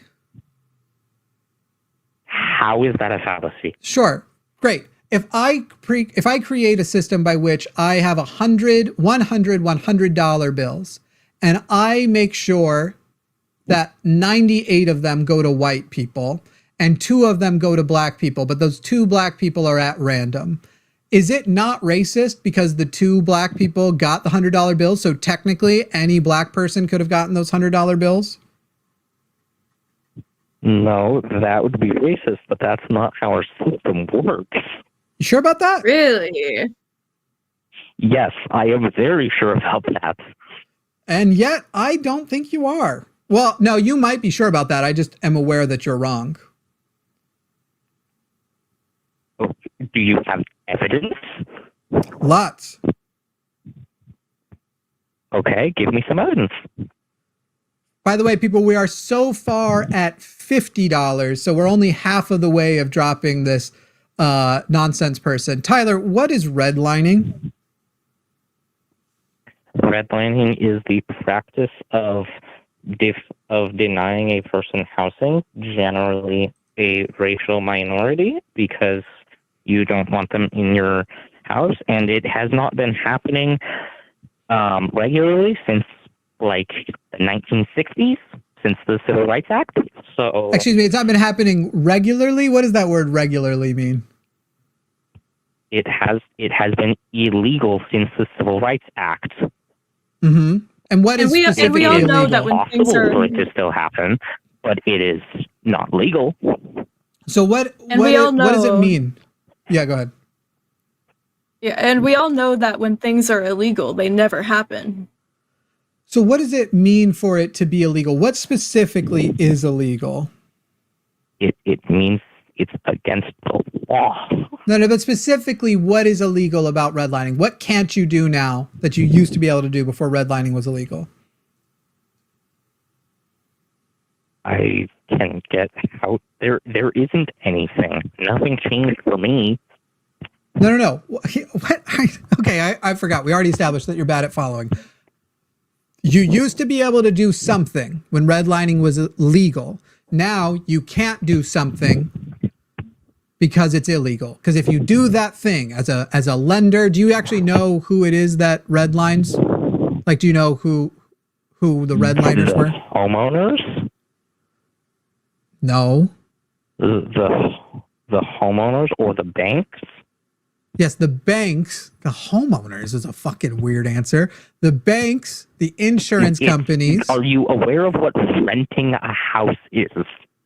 Homeowners, when you said the homeowners is different as a broad category than the landlord, even though homeowners become landlords. Saying broadly homeowners are what the black people were being redlined against were trying to become. Can somebody tell me if we've hit what number we're at so far? Is anybody else keeping track? It is weird because you speak so confident. Well, it's not weird. I know about Dunning-Kruger. Let me just add this up real quick. 15, 20, 25, 35, 40, 50, 55, 65, 70, 75, 25 more dollars. I'm just surprised Tyler has stayed on the line because he knows we're raising money as long as he stays on the line, that he's actively contributing to it. Redlining. That's fine. You can no longer legally put on the basis of race. So I'm sorry. Or wait, I think we need $5 more. If I just said 70, did I say 70 or 75? Whatever it was. We're going to be dropped. Okay, 75. So we are dropping you. So here's the mute, Tyler, because you no longer get to speak. And the last words to you are redlining made illegal to say that it is on the basis of the person being a person of color, that you are denying them a loan, you are denying them housing, you're denying whatever. And yet, despite the fact that study after study shows that even when you have 2 people with the exact same qualifications, you are still less likely to qualify if you are a black person, because making it illegal did not prevent it from being systemic. And now we have regulations coming out from this very administration to make sure that going through other steps and calling it other things basically is legal. In fact, we're seeing a type of redlining, but not over mortgages and the like, but when it comes to voting, to now where the Supreme Court used to say, you can't do this on the basis of race, they go and target heavily black areas and say, no, it's not on race. It's expected political affiliation based on race, but it's the political affiliation, not the race itself, thereby preventing them both voting in people who would actually help them and improve their policy position and lowering actual redlining, because those policies are what you would need. Tyler, you have literally all of your work to do ahead of you, plus the deprogramming from the propaganda nonsense before you are a person who should ever vote. I wished I believe in God, because I only wish to end this call with, may God have mercy on your soul. But frankly, if God had any mercy, he wouldn't have subjected me to your call in the first place. Goodbye, Tyler. What were you going to say, Adeline? I was going to ask if you were talking about gerrymandering. Gerrymandering is a very effective way that they are redlining these days, but redlining was more direct against loans, starting a business loan, but especially redlining itself refers to drawing red lines around areas that you were keeping black people out of. My grandparents my dad came back from World War II. My grandpa came back from World War II and bought a house in a town called Levittown. It's on Long Island. There's two others that actually has in their city code that you cannot rent or sell to people of color, even though it was a GI Bill town. So the redlining was actually saying, I don't care if you, a black person, went and fought for America against the Nazis, you can't live in this city. You can't live in this town. That's the fucking shit and yet Bill O'Reilly's also from Levittown and talks about the great Levittown values. That's a real American town. Those towns that black people weren't allowed to buy in. It's still on the city code. They can't enforce it, but it is technically still on the city code, or was at least when I checked a couple of years ago. We're going to do one final call here, and then we'll be handing over the audience to Chewed Gum at 6:00 with Alyssa, and I believe tonight is Gutsick Gibbon on with her. That will be going. I'm just double checking, make sure I don't have any messages for the lead up to that show. But in the meantime, we're going to talk to Josh in South Carolina, who believes a fetus has rights. You can't kill it. Go ahead. Hey, how's it going? So, hello. Been on the call. Hey, can you hear me? Yeah, I sure do. Yeah, I can hear you. Okay, make sure I wasn't on mute. All right. Sure. So, yeah, my initial claim, because I've been on the phone for quite a while, just waiting. Sure. Actually, dinner's getting close to being ready, but my initial claim was really wanting to hit up on the abortion argument, but especially hearing a lot of the talks back and forth, to give a little bit of I kind of like have a little change of what I wanted to talk about, give you a little bit of perspective of me. I'm more of a center. I lean a little more on the right side, of course. I do actively, which is why your actual, I guess it's like a podcast, what you call it or something, just Facebook Online, came across my feed is because I actively look at both sides. I can go as far as looking at Did you say came across your fetus? Hassan. I heard that, right? Feed. I think you just said, your feet. I heard came across my fetus. All this preamble is fine. I'm not meaning to be rude, but we only have 13 minutes left. So if we can get a little through the preamble quickly, we'll get to the, sorry I let Tyler cut into your time so much. That's fine. My main talk was, I'm getting a little bit of your way of debating. It seems you really jumped the gun to really just assuming everybody's white nationalist who doesn't agree with you even a little bit, and you just steamroll them more into that, I guess, box that you want, if you want to call it that, just to kind of like and I disagree with you that it's kind of bullshit. And you've been doing that. I've heard it for quite some time. Great, Josh. Well, I don't assume that everybody who disagrees with me just a little bit is a white nationalist. However, I do believe the MAGA movement, which maybe you are a part of, is a white Christian nationalist movement, that it is demonstrable. And there may have been people who in their private lives would have not called themselves a white nationalist back in the 30s when they voted for the Nazis, but they were. And that's where we are on it. So either you are in totality in your heart a white nationalist, or you are just supporting a Christian white nationalist movement. Which therefore makes you one as a result. Hitler did kind of use the Democratic Jim Crow law playbook, but that's all of the discussion. But yes, he was very fascistic and right-wing in that way. well, I wouldn't necessarily call myself MAGA. I treat Biden with the same way that I treat Trump. He does something good, good job. Does something bad, you're fucking up. That's kind of like how I'm sorry. Can I cuss on here? Is that cool? Yeah, you can say whatever you want, but that's a silly thing. Okay, they're not the same. But I'm trying to give you some respect. Yeah, I'm trying to give you some respect. Sure, if it makes you feel any better, I treat them the same way too. I think they're both narcissistic assholes. I despise them both, but I recognize that one of them was much worse than the other. But from the baseline, I treat them the same. They both suck bad, and they were both mistakes to lead this country. So, Josh, are you still here to talk about abortion, or? Yes, are you kidding? Even Biden? This is why I say you called in with such a moral character claim, and you said I've seen it for a long time, but apparently you aren't aware that I would put Biden and Obama in prison with Bush and Trump. Okay, maybe it was this fact because I just came across your feed. Just came across me. Okay. I haven't heard of you other than the last, I guess maybe 2 hours, hour and a half, something like that. Right. But this last one, it really seems like it was mainly oh, you don't agree with me, you're white nationalist, you have to be white nationalist. Almost like you're saying over half the country who voted Republican is white nationalist. It's kind of like how you were coming across, which is kind of what I kind of I'm comfortable with that. I'm comfortable with coming that way. As I already specified, some percentage of the Nazis didn't think themselves white nationalists, but still voted for the Nazis. So they either were voting for white nationalists or are white nationalists. And I'm kind of the opinion that if there's a Nazi at your party and you don't kick them out, you're now at a Nazi party. Mm-hmm. I agree with that to a point other than say that do you agree? It's comparable to Nazis. Wait. Do you agree? Hang on. To Jewish people who went through concentration camps. I found that kind of deplorable, honestly. Sure. We can all virtue signal about the poor Jews. Now we can get back to the actual thing. You do agree that if you don't kick Nazis out of your party, you're at a Nazi party, though, right? If there are Nazis in the party, which there doesn't really seem to be any. So do you? Oh, I don't know. Charlottesville. Nazism is a huge fucking jump. How about in 2016? Hang on. How about in 2016 when Donald Trump was asked about David Duke, the head of the Ku Klux Klan's endorsement, and he said, "I don't really know David Duke, but I'm not going to turn away his endorsement. I'll take all the votes I can get." Is that not very explicitly refusing to kick Nazis out of your party? David Duke, as in the Republican side? You only want to talk about David Duke? David Duke, the head of the Ku Klux Klan. Was he really aligned with? Let's talk about that.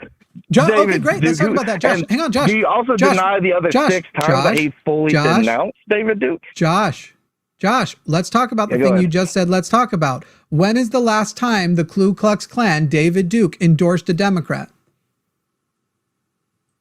I think it's been the Klan or Duke. It's been quite a while. Yeah, because it hasn't happened. It's been quite a while. Not since long before the party swap, like the 1920s. Oh, well, that's the whole thing of whether it happened or not. That's highly debated. No, it did. Yeah, but it did. But it did. And here's the thing, Josh. I don't even think you people who say whether it happened or not believe it didn't happen, because you are fully aware that the people that you're defending, the people whose statues that you want, the Republicans don't want the statues of Democrat Confederate leaders taken down. You know that the Confederates were the states' rights people. That's the thing they like to. It wasn't about slavery. It was about states' rights. It was about the state rights to own slaves. You know that when it comes to things that people argue are human rights, like abortion, for example, being the most recent one, they're saying, let's put it back to the states. Let's put a human rights issue back to the states. That's their goal. That's the way they go for it. And you know that that's in line with the Confederacy. That any of you are pretending with some kind of straight face when you can just draw a line. Who has the same values as the Democrats from the Confederacy? Today, it's the Republicans. Who reveres them? Today, it's the Republicans. Who's defending their statues? Today, it's the Republicans. And who are their offspring that revere them as heroes? It's the Republicans, because it had nothing to do with Republican or Democrat. It had to do with conservative or liberal. And they were conservative Democrats back then. Now it's conservative Republicans. You're actually using modern language to describe past when that wasn't the case? Can't really Excuse me, I'm actually describing to you what the terms were back then. I'm literally telling you the difference. it wouldn't be a modern term to call them conservative Democrats. That's what they were back then. I am giving you the framing, and I've already explained to you the follow the values. Who reveres the Confederacy today, modern day? Who does the Klan align with today, modern day? What values are different? They're not, which must mean that the names changed, that the values didn't. I could be wrong on this, but using the same arguments that is actually how the whole party swap policy came into being. It's not a fallacy. The party swap happened. The values have swapped of the parties. Since we're talking about the party swap, I could be wrong on this, but I did go to AP US history in high school, and I believe the original party name was the Democratic Republicans. That's could be wrong. Pre-splitting. That's pre-splitting. Okay. They do all split. Hey, Josh. Shit, where was it gonna? By the way, since you were saying David Duke, who does he align with? David Duke ran for Senate in Louisiana. What did he run as? I'm not sure. Republican. Yeah, you knew the answer. Why have me reveal? So if that's going to be your point, you might want to know your information before you say who does he align with. Oh, I'm not sure. Can you tell me? It's because I actually didn't. Don't try to make my argument for me and tell me what I do know, because you don't know what I know. So let's I know what you know. Have that whole thing come into play. I can sit here it's weird to complain that I don't know what you know, but I'm correctly and that would be kind of disingenuous of me. Same thing if you try to tell me what I know or don't know. I'm not going to sit there and say that you probably think black people are too stupid to actually be successful in America, which is kind of what a lot of liberals think. But I'm not going to apply that. I'm not a liberal. So this is the problem is I actually do know your position and I keep predicting it correctly. And then you just said, this is kind of what a lot of liberals think when first of all, I disagree that that's first. Excuse me, I'm going to finish my point. I'm going to finish my point. There's nothing you can do to stop it. Trouble with it. Tell me I'm going to finish my point, and there's nothing you can do to stop me with it. The reason why you are failing is because you don't know what my party even is. You don't know what my political affiliation is. You, however, are a Republican who have said some certain dog whistles that have made the box I can assume you are in smaller and smaller, which is why I keep getting you right. I'm not a liberal. What are you going to do about it now? I don't like liberalism. I think liberalism is putting Band-Aids on gushing wounds. I will not primary for a single liberal. It will only be the case that I vote for a liberal if I have to vote again for a liberal to be against a conservative. But that is not who I would put in the general election at the end of the day. So it's cute that you want to complain when I keep successfully getting your arguments correct and you keep failing to even know who the fuck it is you're talking to. Now we'll unmute because your attempt to try and... Did you stop talking that whole time? Wait. Did you not hear me? I muted you, as I told you I was going to, because you were trying to steamroll and not let me answer the question you had just asked me. Well, from now on, if you ask a question, shut up while I answer it. I was trying to get you to shut up so you can tell me my position since you said you successfully did it, which you haven't done one time. You're not going to fucking steamroll me. Okay, I'm not that guy. Except I have. Okay? Except I have. Sit here and talk to a 21-year-old and think that you have this more high ground and positive, Josh, how old are you? Argument because you're talking to somebody who doesn't really know.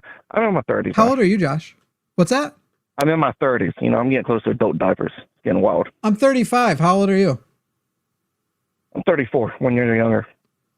Oh, well, that 1 year is what made the whole difference 34. Since we're bringing up age. Yeah, but it seems like you're starting to get Alzheimer's because you're saying a lot of stuff that it didn't really happen.